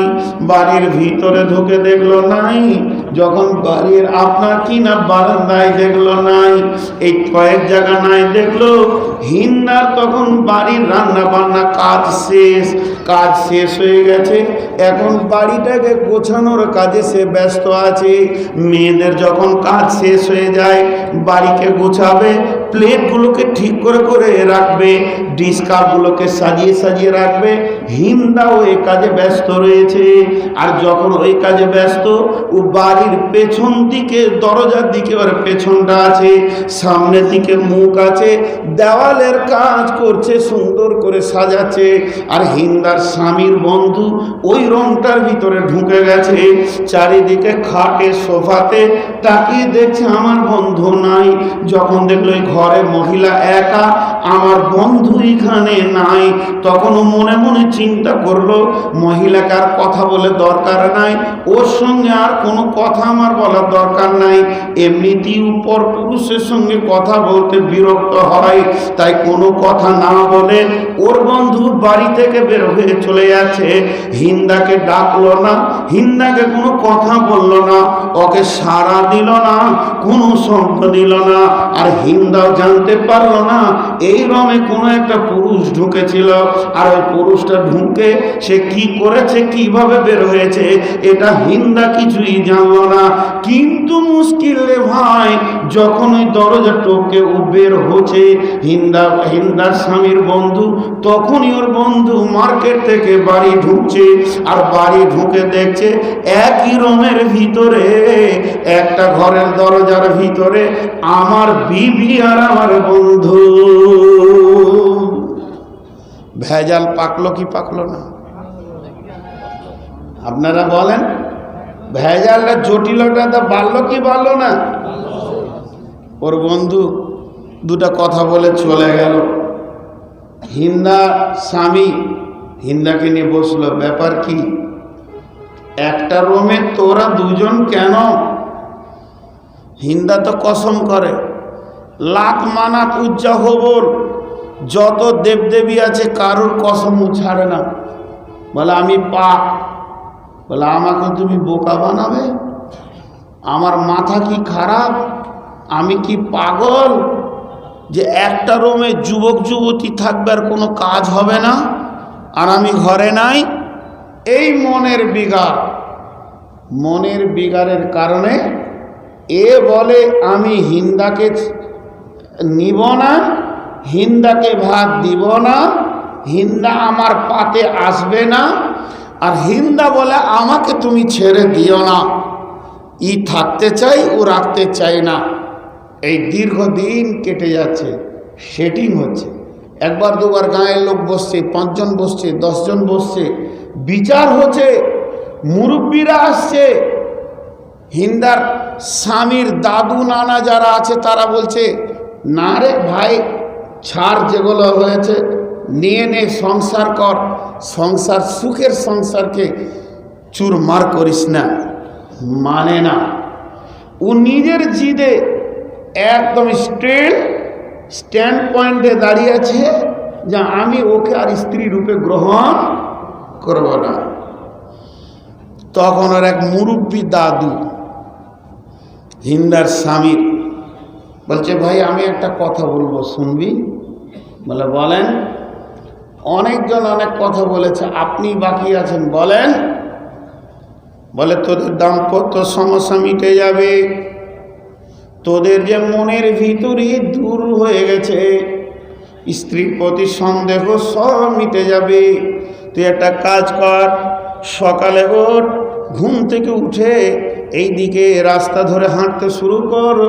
যেতে যেতে যেতে যেতে মরুভূমিতে একটা দুটা পাহাড়কে অতিক্রম করে চলে যাবি, ডান দিকে বাঁ দিকে এইরকম প্রতীক চিহ্ন আছে। বলতে বলতে বলতে বলতে বলল, পাহাড়ের ভিতরে গ্রামের মধ্যে একটা বস্তি আছে, ওখানে ছোট্ট মতো একটা বস্তি, ওই বস্তিতে কয়েকটা ঘর আছে।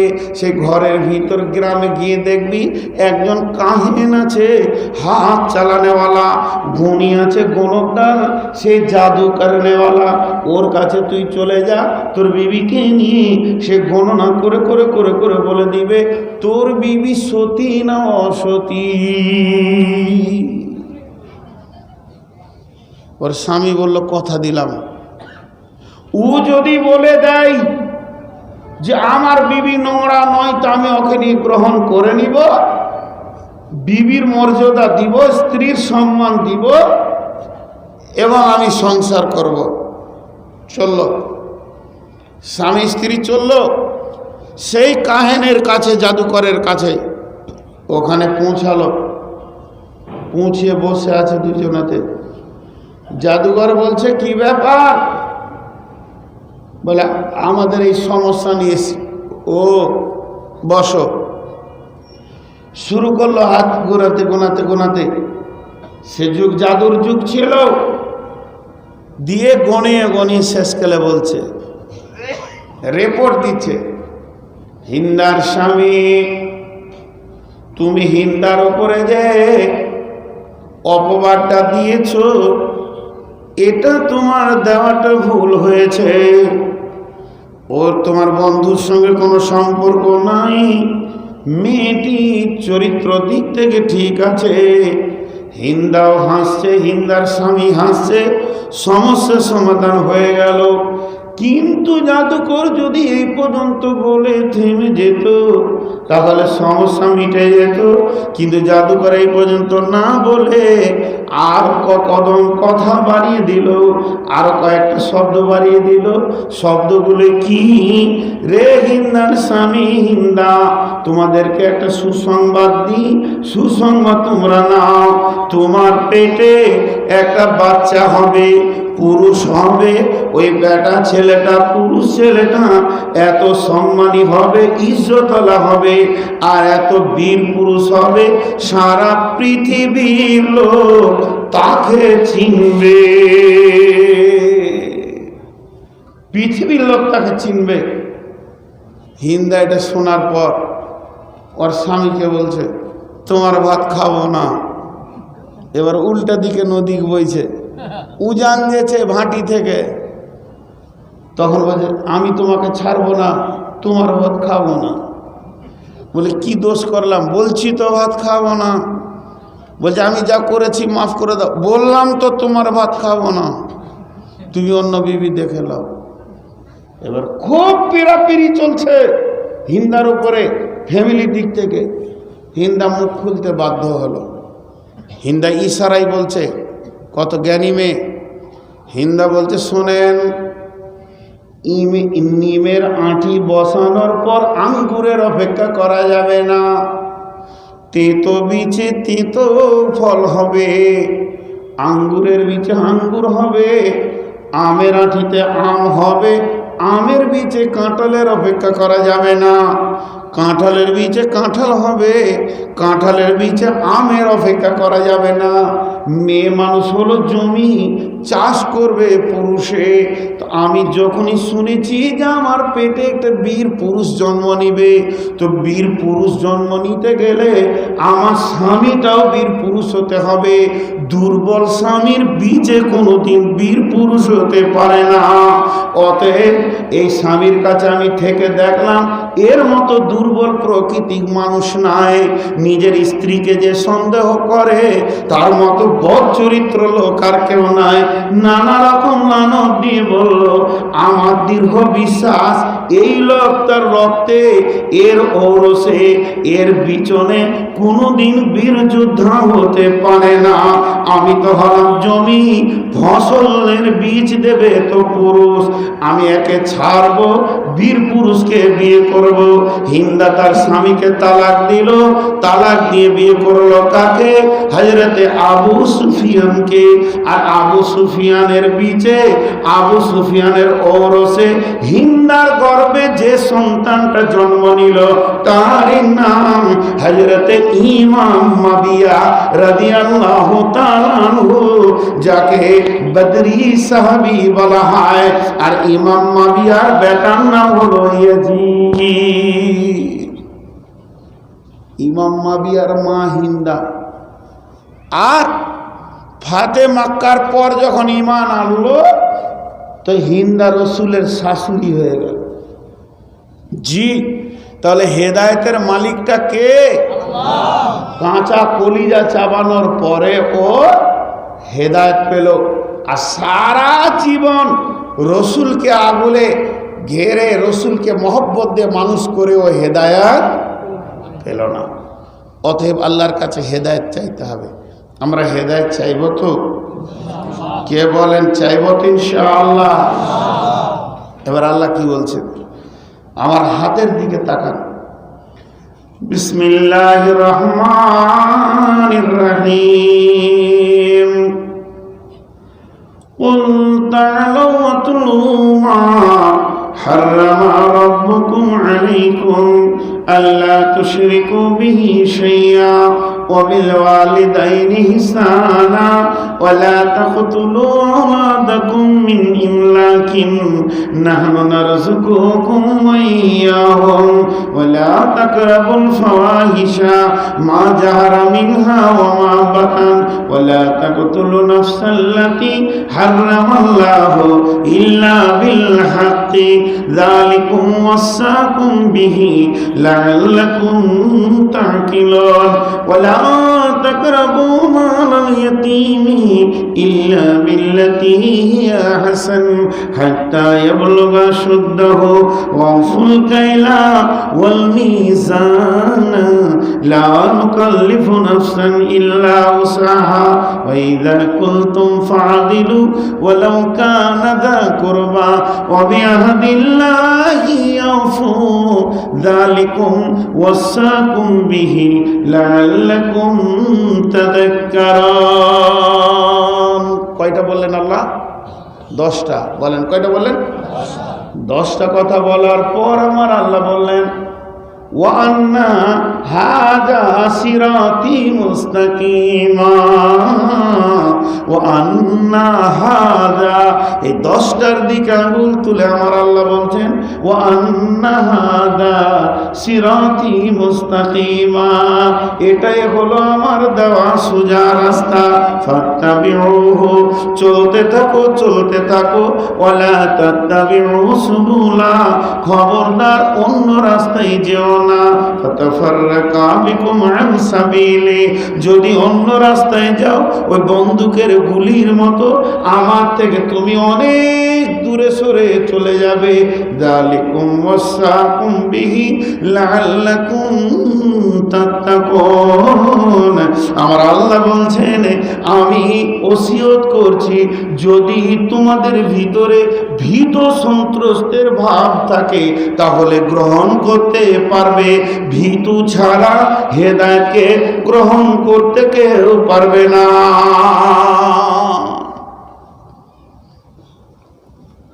তাহলে এই 10টা খালি আপনাদেরকে 1-2 করে গুনিয়ে ছেড়ে দিব, আজকে বেশি লম্বা করবো না ইনশাআল্লাহ, খুব তাড়াতাড়ি ছেড়ে দেব, কিন্তু এই 10টা খালি গুনিয়ে দিব। ভীত সন্ত্রস্ত হলে হেদায়েতকে গ্রহণ করতে পারবে, নচেত পারবে না। এইটা থেকে লাভ নিতে পারবে কে? ভীতু। ভীতু নিতে পারবে কে? ভীতু। তাকওয়া, তাকওয়া, ইত্তাকু, ভয় করো, তাকওয়া মানে ভয়। আল্লাহ বলছেন যালিকাল কিতাবু লা রাইবা ফিহি হুদাল লিল মুত্তাকিন, হেদায়েতের পরিপূর্ণ মুত্তাকিদের জন্য। তাহলে ভীত সন্ত্রস্ত হতে হবে কার ভয়? জোরে বলেন কার ভয়? হ্যাঁ, একটা ছোট্ট ঘটনা আপনাদেরকে শুনিয়ে দিই, ভীতু কিভাবে নেবে। সাহাবীটার নাম উবাই ইবনে কাব, আর জামানাটা হচ্ছে হযরত উমারের জামানা। নবীজি পৃথিবী থেকে চলে গেছেন, আবু বকরও চলে গেছেন, হযরত উমার খলিফা হয়ে মদিনার গদিতে রয়েছেন। হযরত উমার বাইদি ভাই একদিন বলে ফেললেন, রে রসুলের সাহাবীরা, ওরে আমার বন্ধুবার, রে মুমিনের দল, আল্লাহর ভয় কাকে বলে তোমরা জানো কি, শুনেছো কি রসুলের কাছ থেকে? যদি জেনে থাকো, শুনে থাকো তো আমি উমারকে একটু শুনিয়ে দাও। আমিও তো শুনেছি, কিন্তু তোমাদের মুখ থেকে শুনলে কথাটা 2 বার রেনুয়েল হয়ে যাবে। তফসিরে ইবনে কাসিরের মধ্যে ঘটনাটি এসেছে। তখন উবাই ইবনে কাব সাহাবীটা বলছেন, আমিরুল মুমিনিন, খলিফাতুল মুসলিমিন, আমি নবীজির কাছ থেকে শুনেছি তাকওয়া কাকে বলে, ভয় কাকে বলে, এই ভয় সম্পর্কে আমি শুনেছি। তখন আমিরুল মুমিনিন বলছেন, উবাই ইবনে কাব রে, তুমি বলে দাও এটাকে আল্লাহর ভয় কাকে বলে। উবাই ইবনে কাব এবার বলতে শুরু করলেন, রে আমিরুল মুমিনিন, খলিফাতুল মুসলিমিন, পৃথিবীর বুকে আপনি অনেক রাস্তা অতিক্রম করেছেন, জীবনে অনেক জায়গা গেছেন, হেঁটে গেছেন, চলে গেছেন, সাওয়ারিতে গেছেন, তবে কি আপনি আপনার জীবনে কোনোদিন সংকীর্ণ রাস্তায় হেঁটেছেন কি যার 2 দিকে কাঁটার বেড়া ছিল? তার মানে হচ্ছে এ বোঝাতে কি আমি বলছি, এই দিকে একটা জমি, এই দিকে একটা জমি, মধ্যখানে অতি চিকন মিহি সরু আল, আর ওই আলে কোনোদিন জীবনে তুমি হেঁটেছো কি? এই আল পথে তুমি হাঁটবে, তোমার ডান দিকটাও কাঁটা আর বাঁ দিকটাও কাঁটা। কমিটির লোক কেউ আছেন? কমিটির যুবকরা কেউ আছেন? ওখানে চায়ের ব্যবসাটা ভালোই চলছে। আমি আপাতত বায়ান বন্ধ রাখলাম, ওই ছেলেটাকে এখানে নিয়ে আসেন না, ওই যে ও আবার 1 ডজন কাপ নিয়ে এসে ঢুকেছে। আমি এটা একদম পছন্দ করি না। একটা মেলা চলছে, তারপরে ও আবার এসছে।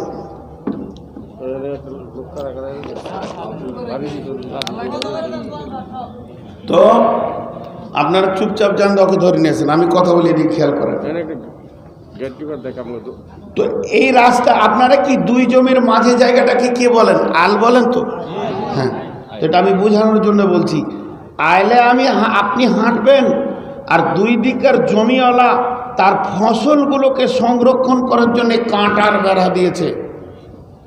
তো আমিরুল মুমিনিন, আপনি কি এরকম সংকীর্ণ রাস্তায় কোনোদিন হেঁটেছেন যার দুই দিকে কাঁটা ছিল? হযরত ওমর বললেন, হ্যাঁ হেঁটেছি। তো উবাই ইবনে কাব বলছেন, তাহলে কি আপনি কেমন করে হেঁটেছিলেন এটা দেখাতে পারবেন?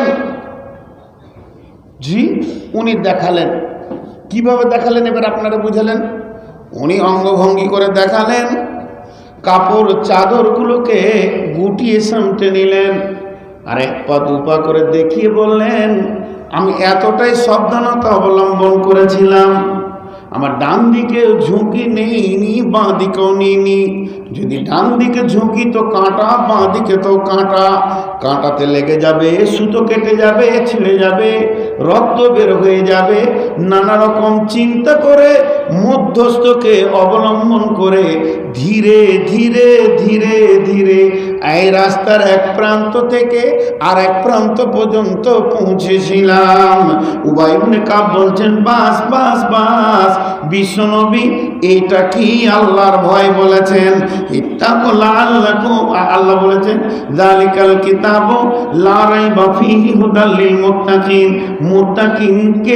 মুত্তাকির প্রতীক চিহ্ন হলো কাঁটা থেকে বাঁচার মতো। আমিরুল মুমিনিন খলিফাতুল মুসলিমিন বিশ্বনবী যেটা বলতে চেয়েছেন, পৃথিবীটা কাঁটা দিয়ে ঘেরা আছে, শয়তান চারিদিকে কাঁটা দিয়ে দিয়েছে। একদিকে তাস, একদিকে লুডো, একদিকে দাবা, একদিকে বোর্ড, একদিকে বেশ্যা, একদিকে মদ, একদিকে জুয়ো, একদিকে সুদ, একদিকে রান্ডি, একদিকে আর কিছু, চারিদিকে একদিকে ব্রাক, আর একদিকে মৌচাক, আর একদিকে আপনার কিনা টিভি সিরিয়াল, ইউটিউব, গুগল। পৃথিবীটা যেন শয়তান কাঁটাতে পরিপূর্ণ করে দিয়েছে। যার ভিতরে আল্লাহর ভয় আছে, সে নিজেকে যেমন কাঁটা থেকে মানুষ সাবধানে চলে, এই পৃথিবীতে চলতে গিয়ে মুমিনের জন্য হাজারো কাঁটা বিছানো আছে। তাকে কাঁটা থেকে বেছে বেছে বেছে বেছে এই দুনিয়ার মায়ের পেট থেকে কবর পর্যন্ত রাস্তাটাকে অতিক্রম করার নাম আল্লাহর ভয়। আর আমার আল্লাহ বলছেন, প্রকৃত হেদায়েতে ফুল ভলিউমটা ওই বুঝতে পারবে। যালিকাল কিতাবু লা রাইবা ফীহি হুদাল লিল মুত্তাকিন, এটা মুত্তাকিদেরকে হেদায়েত দেবে, ভীত সন্ত্রস্তদেরকে হেদায়েত দেবে। আর সূরা আনআমের ভিতরে আল্লাহ বললেন, ওয়া আন্না হাদা সিরাতি মুস্তাকিমা, আমার এই 10টা আইন হলো সোজা রাস্তা। আমি যে কানুনগুলো তোমাদেরকে দিলাম, যে রুলস প্রসিডিওর গুলো দিলাম, এটাই হলো সোজা রাস্তা। ফাত্তাবিউহু ওয়ালা তাত্তাবিউ সুবুলা, আমার এই রাস্তাতেই তুমি চলতে থাকবে। অন্য রাস্তা তোমাকে ডাকবে, নাস্তিক ডাকবে, আহলে মাসুদারু ডাকবে, জুয়ারি ডাকবে, মাজারালা ডাকবে, পীর ডাকবে, গাউস ডাকবে, কুতুব ডাকবে, তোমাকে চারিদিক থেকে ডাকবে। সেই রাস্তায় তুমি নিজেকে কোনোদিন ঢোকাবে না। যালিকুম ওয়াসাকুম বিহি, আমি আল্লাহ তোমাদেরকে ওসিয়ত করলাম, লাআল্লাকুম তাত্তাকুন, যদি তোমরা ভীত সন্ত্রস্ত হও, তাহলে আমার কোরআন থেকে লাভ নিতে পারবে, নিতে পারবে, নিতে পারবে, নিতে পারবে। তাহলে 10টা উপকরণ কি? হেদায়েতের 10টা উপকরণ কি? খালি গুনিয়ে দিব, বিস্তারিত তফসির করার মতো সময় নেই। 1 নম্বর, আল্লাহ বলছেন, হে নবী তুমি বলে দাও, কুল বলে দাও, তাআলাও তেলাওয়াত করো আমার কোরআন থেকে, আতলু তেলাওয়াত করো, কুল তাআলাও আতলু, তুমি আমার কোরআন থেকে বিশুদ্ধ চিত্তে জিনিসগুলোকে ওদেরকে বুঝিয়ে তেলাওয়াত করে দাও। নাম্বার 1, মা হাররামা আলাইকুম আল্লাহ তুশরিকু বিহি শাইআ। আমার আল্লাহ বলেন, নবী হে, তারা যদি জান্নাতে যেতে চায়, তারা যদি হেদায়েতের রোডে উঠতে চায়, জান্নাতের রোডে যদি পা রাখতে চায়, তাদের প্রথম নম্বর শর্ত হলো গোসল করে আসতে হবে, গায়ের ময়লাগুলোকে ধুয়ে দিতে হবে। সেই গোসলটা কি? তার শরীরে যত বেদাত লেগে আছে সুন্নতের পানি দিয়ে ধুয়ে দিতে হবে, আর যত শিরক আছে তৌহিদের পানিতে ধুয়ে তাকে বিশুদ্ধ তৌহিদ নিয়ে উঠতে হবে। শিরকে যুক্ত জিন্দেগি কোনোদিন হেদায়েতের রাস্তা পাবে না। তার মানে হচ্ছে, নবী হে, তাদেরকে বলে দাও আল্লাহ তুশরিকু বিহি শাইআ, তারা যেন শিরকের মতো গুনাহ না করে, আর শিরকের মতো গুনাহ থেকে নিজেদেরকে মুক্তি রাখে। এখন শিরক নিয়ে যদি বলি, তাও 8 ঘন্টা 40 মিনিট, 1-2 ঘন্টা গোটা কোরআন তৌহিদ আর শিরকে ভর্তি হয়ে আছে। অনেক আয়াত আছে, আমি সেদিকে যাব না, বেশি লম্বা করব না, একদম 1 মিনিটের মধ্যে ছাড়ব। শিরক আর ইবাদত পার্থক্য কি? একই জিনিস। শিরক আর ইবাদত একই জিনিস। জেনা জেমা, জেনা জিমা, মিলন ব্যভিচার, একটা হলো স্ত্রী আর একটা হলো অবৈধ মেয়ে। যে মেয়েটি আপনার আমার বৈধ নয়, মা বোনেরা, একটা হলো স্বামী আর একটা হলো স্বামী নয়, হারাম পুরুষ। মিলতে গেলে এক, স্বাদ এক, প্রসেস এক, নিয়ম এক। স্ত্রীর সাথে অবৈধ মেয়ের সাথে, স্বামীর সাথে অবৈধ পুরুষের সাথে নিয়ম এক, প্রসেস এক, স্বাদ এক, মজা এক, সবই এক, একটা হারাম একটা নেকি। শিরক হলো এরকম, চাওয়া পাওয়া, আশা ভরসা আল্লাহর কাছে করবেন, ইবাদত হয়ে যাবে। আল্লাহ ছাড়া অন্যের কাছে করলেই শিরক হয়ে যাবে। একমাত্র আশা ভরসা, চাওয়া, সাজদা, লেনদেন সব কিছু আলা রাব্বিহিম ইয়াতাওয়াক্কালুন, এক আল্লাহকে ডাকা, আল্লাহকে সাজদা করো, আল্লাহর কাছে চাও, ভয় করো, আল্লাহর কাছে ভরসা করো। সমস্ত কিছুর নাম ইবাদত। আর আল্লাহকে ছেড়ে দিয়ে আর এক জায়গায় চলে যাওয়ার নামই হচ্ছে শিরক। আমার আল্লাহ বলছেন, আল্লাহ তুশরিকু বিহি শাইআ, শিরক করিও না। জি ভাই, আমরা শিরক করব? আল্লাহ ছাড়া কারো কাছে ভরসা করব? বাস, এটা পরিষ্কার হতে হবে, বিশুদ্ধ হতে হবে। তারপরে নাম্বার 2, ওয়াবিল ওয়ালিদাইনি ইহসানা, ওয়াবিল ওয়ালিদাইনি ইহসানা। মা বাপের ব্যাপারে সূরা বানী ইসরাইলে চলে যান, আর কোথাও চলে যান, ভুরি ভুরি ভুরি ভুরি মা বাপের ব্যাপারে হাদিসে কোরআনে অনেক কথা এসেছে। আমি সেদিকে যাব না, শর্টে সেরে নিব। আল্লাহর নবী বলে দিয়েছেন, তোমার মায়ের পায়ের তলে তোমার জান্নাত। বিশ্ব নবীর ফয়সালা, আনতা ওয়া মালুকা লিয়াবিকা, তুমি তোমার সমস্ত মাল তোমার বাপের। অতএব পৃথিবীতে এই 2টি ব্যক্তি বেঁচে থাকার পরও তোমার নিজের কিছু বলা যাবে না। পৃথিবীর সব থেকে বড় জজ, চিফ জাস্টিস নবী মুহাম্মদুর রাসূলুল্লাহ সাল্লাল্লাহু আলাইহি ওয়াসাল্লাম বলছেন, পরিষ্কার করে বলে দিচ্ছেন, ওয়ালা তাওয়াক্কালনা ওয়ালিদাইকা ওয়া ইন আমারাকা আন তাখরুজা মিন আহলিকা ওয়া মালিকা। খবরদার, মা বাপকে কষ্ট দিও না, মা বাপের এহসানি করো। মা বাপ মায়ের পায়ের তলে জান্নাত। একটা সাহাবী আল্লাহ রসুলকে গিয়ে বললেন, আমি কিছু সম্পদ আলাদা করে জমা করেছি, নবীজি গো আমার আব্বা আমার সম্পদটা চাইছে, দিব কি দিব না, না লুকিয়ে রাখবো? বিশ্বনবী চিফ জাস্টিস ফাইসালা দিয়ে দিলেন, আন্তাওয়া মালুকা লিয়াবিকা, তুই তো তোর বাপের, তোর মালও তোর বাপের। জি, আমি যদি বলি মাইকটা আমার, কোরআনটা আমার, মোবাইলটা আমার, এটা আমার, এইটা আমার, ওই চশমাটা আমার, বোতলটা আমার, 25টা মালটা আমার বললাম, আমার আব্বা যদি বেঁচে থাকে তা আমার দিকে আমি তুলে বলবো ওইটাই আমার, তো সব লুটে নিবেও। অতএব খবরদার না। একটা মজার কথা শোনাই। বিরাট বড় আলিম আমাদের ভারতবর্ষে ঝাড়খণ্ড প্রদেশের একদম বাংলার বর্ডারে, উনি আরবি সাহিত্যিক ছিলেন, অনেক অনেক বই লিখেছেন, কবিতাও লিখেছেন আরবিতে। কত বড় পণ্ডিত মানুষ।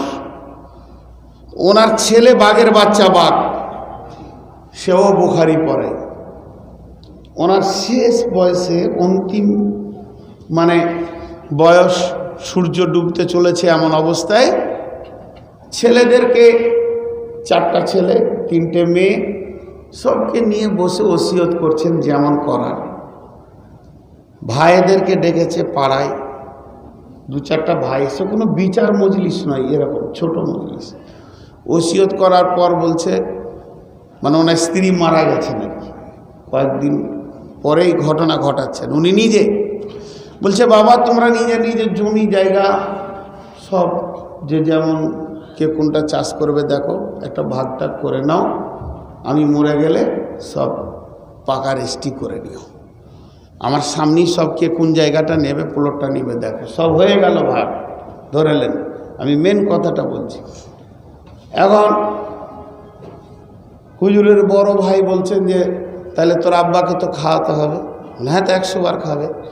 ছোটকে জিজ্ঞেস করছে, সবাইকে 1 মাস করে খাওয়াতে হবে? হ্যাঁ, ইনশাল্লাহ ইনশাল্লাহ।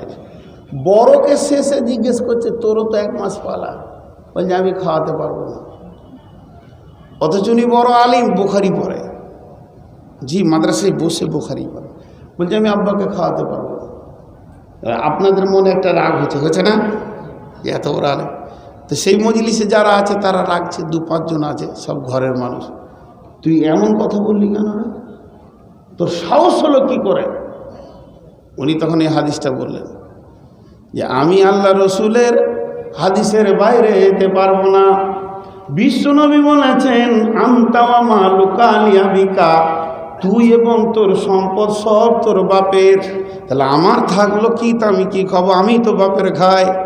অতএব আমি যতদিন বেঁচে থাকবো, আমার বাপের যতদিন শ্বাস থাকবে, আমি আমার বলে কোনোটা আমি দেখি না, সবই বাপের। অতএব আব্বা যেমন চলবেন সেটাই হবে, এখানে কোনো পালি চলবে না। অতএব বন্ধুরে আমার, আল্লাহ বলছেন ওয়াবিল ওয়ালিদাইনি ইহসানা, ইহসানি করো। আর হাজওয়ান জাবিরিন রাদিয়াল্লাহু তাআলা আনহু قال قال رسول الله صلى الله عليه وسلم من سلس كنا فيه يسر الله حتفه ويدخله جنته رفق بضعيف صفقة الوالدين وحسن المولى। এখানে সাফকাত শব্দ ব্যবহার করেছেন আল্লাহ রাসূল। জি,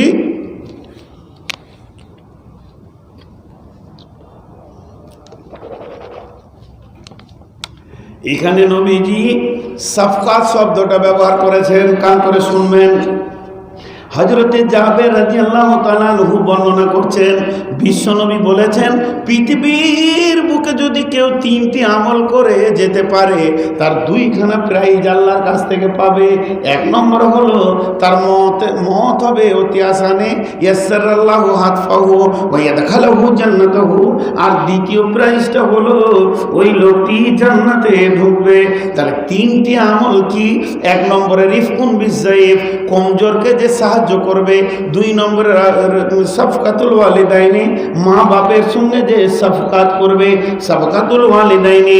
আর 3 নম্বরে হলো ইহসানুল মামলুক, যে বাড়ির কিনা গোলাম কাজের লোককে ভালোবাসবে, ইহসানি করবে।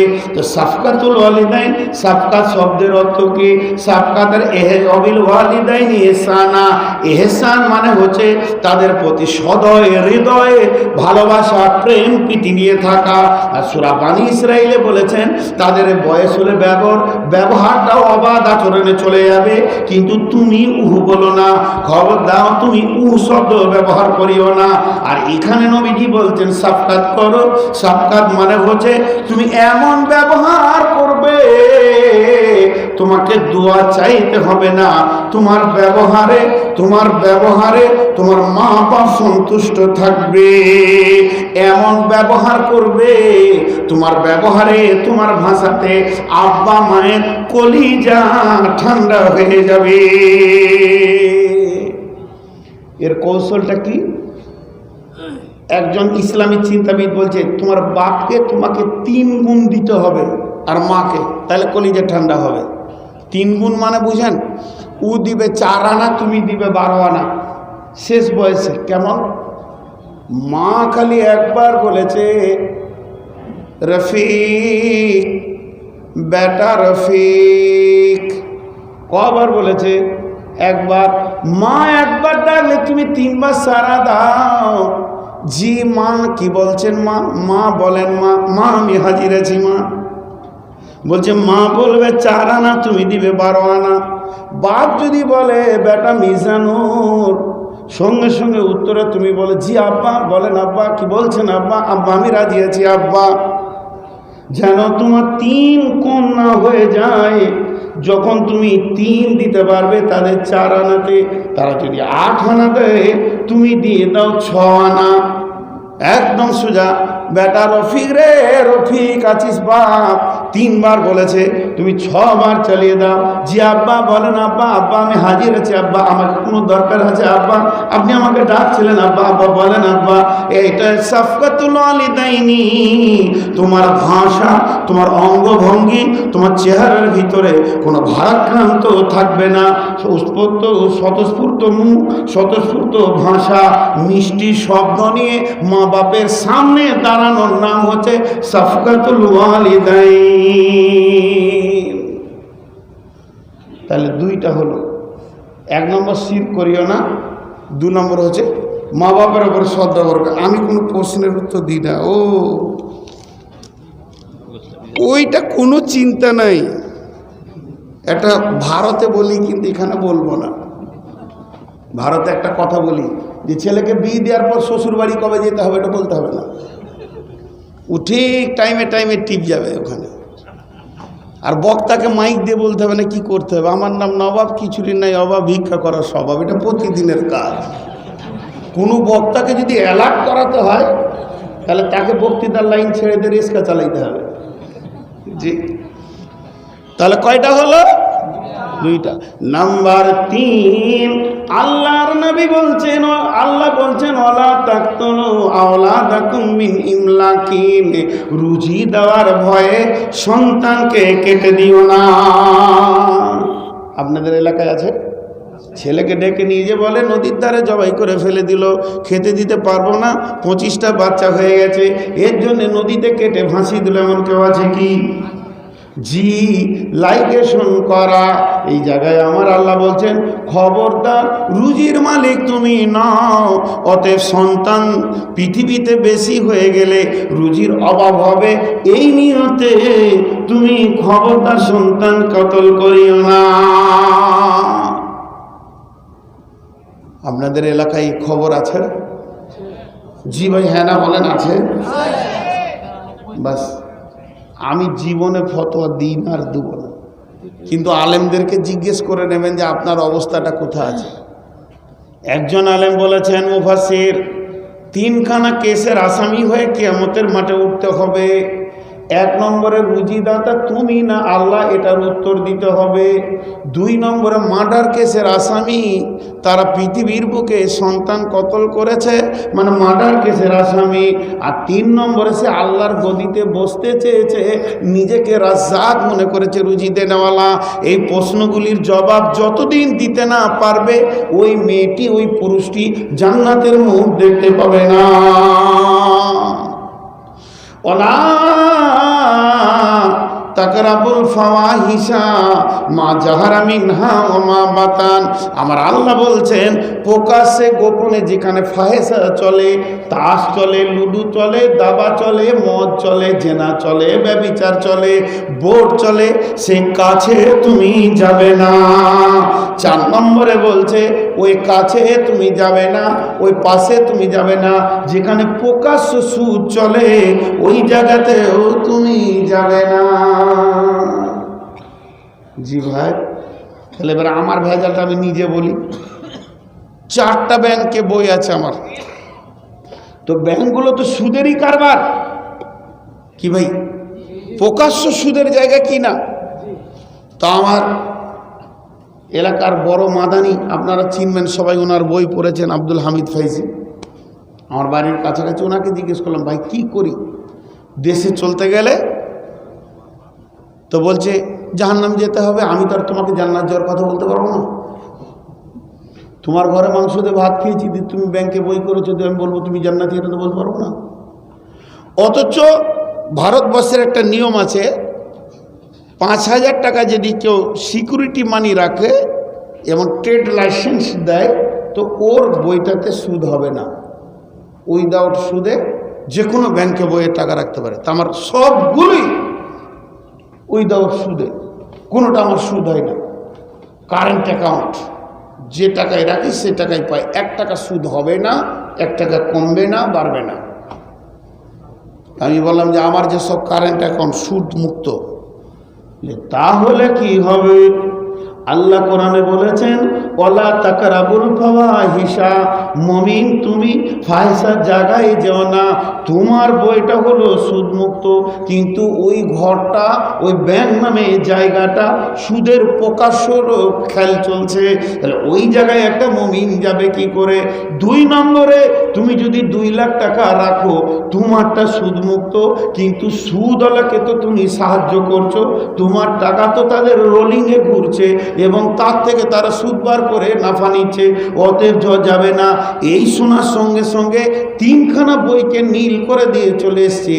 একটা রেখেছি, এটার ব্যাপারে আবার ফটো নিতে হবে, যেহেতু আমি দেশ বিদেশ যাওয়া আসা করি এবং সেই সাথে আমার কি গাড়ি আছে, কার, আর আমাদের প্রত্যেকটি গাড়িকে ব্যাংকের সঙ্গে সম্পর্ক করে দিয়েছে।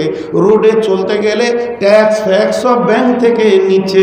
অতএব বন্ধুরে, আমাদেরকে সুদের জায়গাতে, জুয়ার জায়গাতে, তাসের জায়গাতে, লুডুর জায়গাতে, দাবার জায়গাতে, বোর্ডের জায়গাতে যাওয়া যাবে না।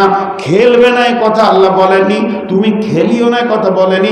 ওই জায়গাতে গিয়ে মুমিন কোনোদিন দাঁড়াবে না। ওই তো সুদের চাকরি করে, সুদের খিসা লাগে। আমি আর ফতোয়া দিব না, আমি ফতোয়া দিতে জানি না। আমি যেটুকু আমার জন্য জিজ্ঞেস করেছি ওটা বললাম, বাকিটা আলেমদের কাছ থেকে জিজ্ঞেস করে নেবেন ভাই। আমি বলে দিচ্ছি, আমি লাইফে ফতোয়া দিই নেই, মানে আমি একটা ফতোয়া জেনে এসেছি একজনের কাছ থেকে, সেটা দিয়ে দিলাম। তো যাওয়া যাবে না। তাহলে কটা হলো?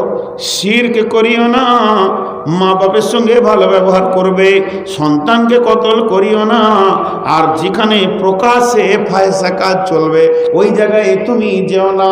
5 নম্বরে বলছে, 5 নম্বরে, ওয়ালা তাকতুলু নাফসাল্লাতী হারামাল্লাহু ইল্লা বিল হাক্কি, খবরদার মানুষ হয়ে মানুষকে কতল করিও না।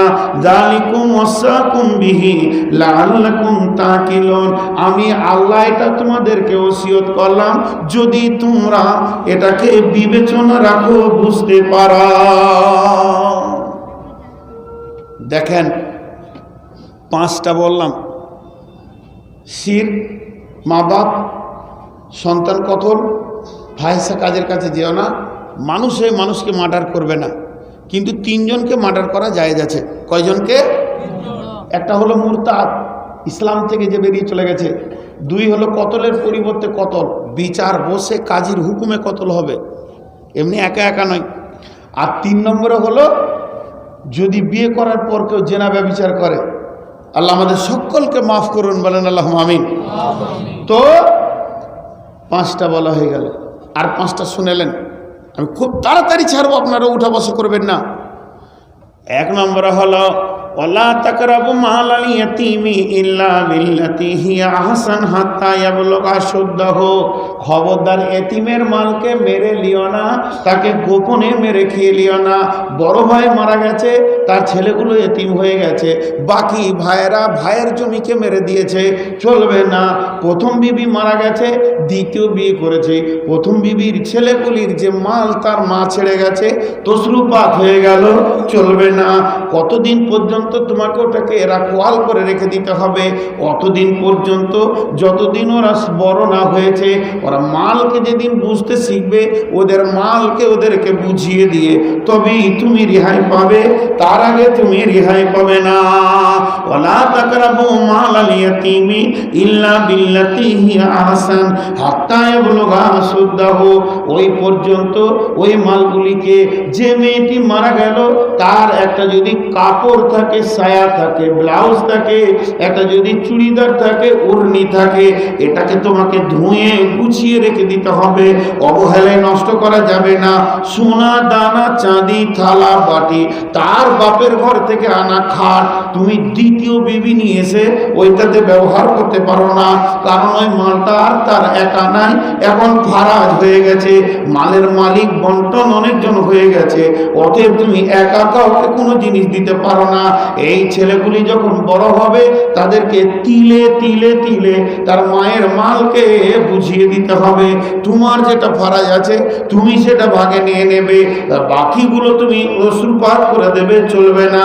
ওয়ালা তাকরাবু মালাল ইয়াতীমি ইল্লা বিল্লাতি হিয়া আহসান হাত্তা ইয়াবলুগা আশুদ্দাহু ওয়াউফুল কায়লা ওয়াল মিজানা। ওজনে কম বেশি দিবে না। ওয়াইলুল লিল মুতাফফিফিন আল্লাযীনা ইযা কালু আলান নাসি ইস্তাফুন ওয়া ইযা কালুহুম আও ওয়াজানুহুম ইউখসিরুন। ওজনটাকে তুমি মাপদণ্ড ঠিক রাখবে, মিটারে লিটারে ওজনে কোনো দিকে কম দেবে না, বেশি নেবে না, এটা কোনোদিন তুমি করতে পারো না। লা নুকাল্লিফু নাফসান ইল্লা উসাহা। আমার আল্লাহ জালেম নন, আল্লাহ কারোর উপরে জুলুম করেননি। আল্লাহ যেটা আমাদেরকে দিয়েছে এটা আমাদের বহন করার ক্ষমতা আছে, বহন করার ক্ষমতা না থাকলে আল্লাহ দিতেন না। অতএব আল্লাহ কাউকে কষ্ট দেন না যে সেটা ওজন করতে পারবেন না। তাই কোরআনে যা আইন আছে মেনে নিতে হবে। আর 4 নম্বরে বলছে ওয়াইজা কুলতুম ফাদিলু। যখন তুমি বিচারে বসে কথা বলবে তো ন্যায় কথা বলবে, খবরদার অন্যায় কথা বলবে না। কারণ ভেবে নিও না পৃথিবীর বিচারটা শেষ, এখন আমাকে নিয়ে বিচার করছেন, আমার ক্ষমতা আছে, লাঠি আছে, আমি অন্যায় বিচার করে দিলাম। একদিন আরো সলা এই বিচারটা নিয়ে বসবে, সেদিন যে অন্যায় বিচার করেছে তাকে ছেড়ে দেওয়া যাবে না। আমরা আজকে লাঠির গরমে আমি আমার পার্টির কোল টেনে বিচার করলাম, কিন্তু আদালত আর একদিন হবে। আর যে ন্যায় বিচার করবে পৃথিবীতে তার লাভ কি জানেন?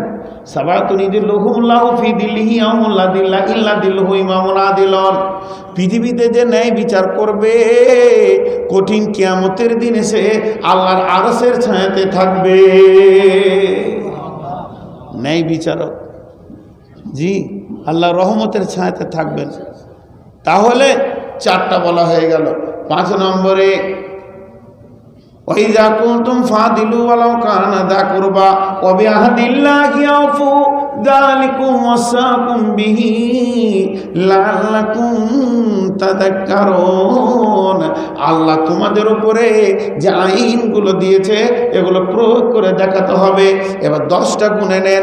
1 নম্বরে শিরক করিও না, 2 নম্বরে মা বাপকে ভালোবাসবে, 3 নম্বরে সন্তান কতল করিও না, 4 নম্বরে ফাহিশা কাজের কাছে যেও না, 5 নম্বরে মানুষ মার্ডার করিও না, 6 নম্বরে এতিমের মালকে খবরদার মানে গোপনে প্রকাশ্যে সে চুরি করে খেয়ে নিও না।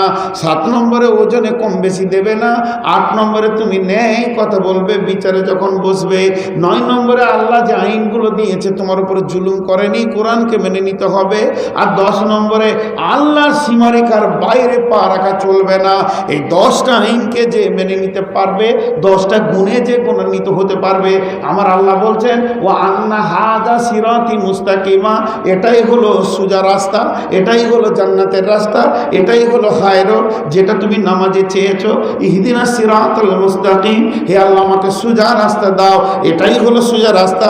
এই রাস্তায় চলবে তুমি জান্নাতে পৌঁছাবে।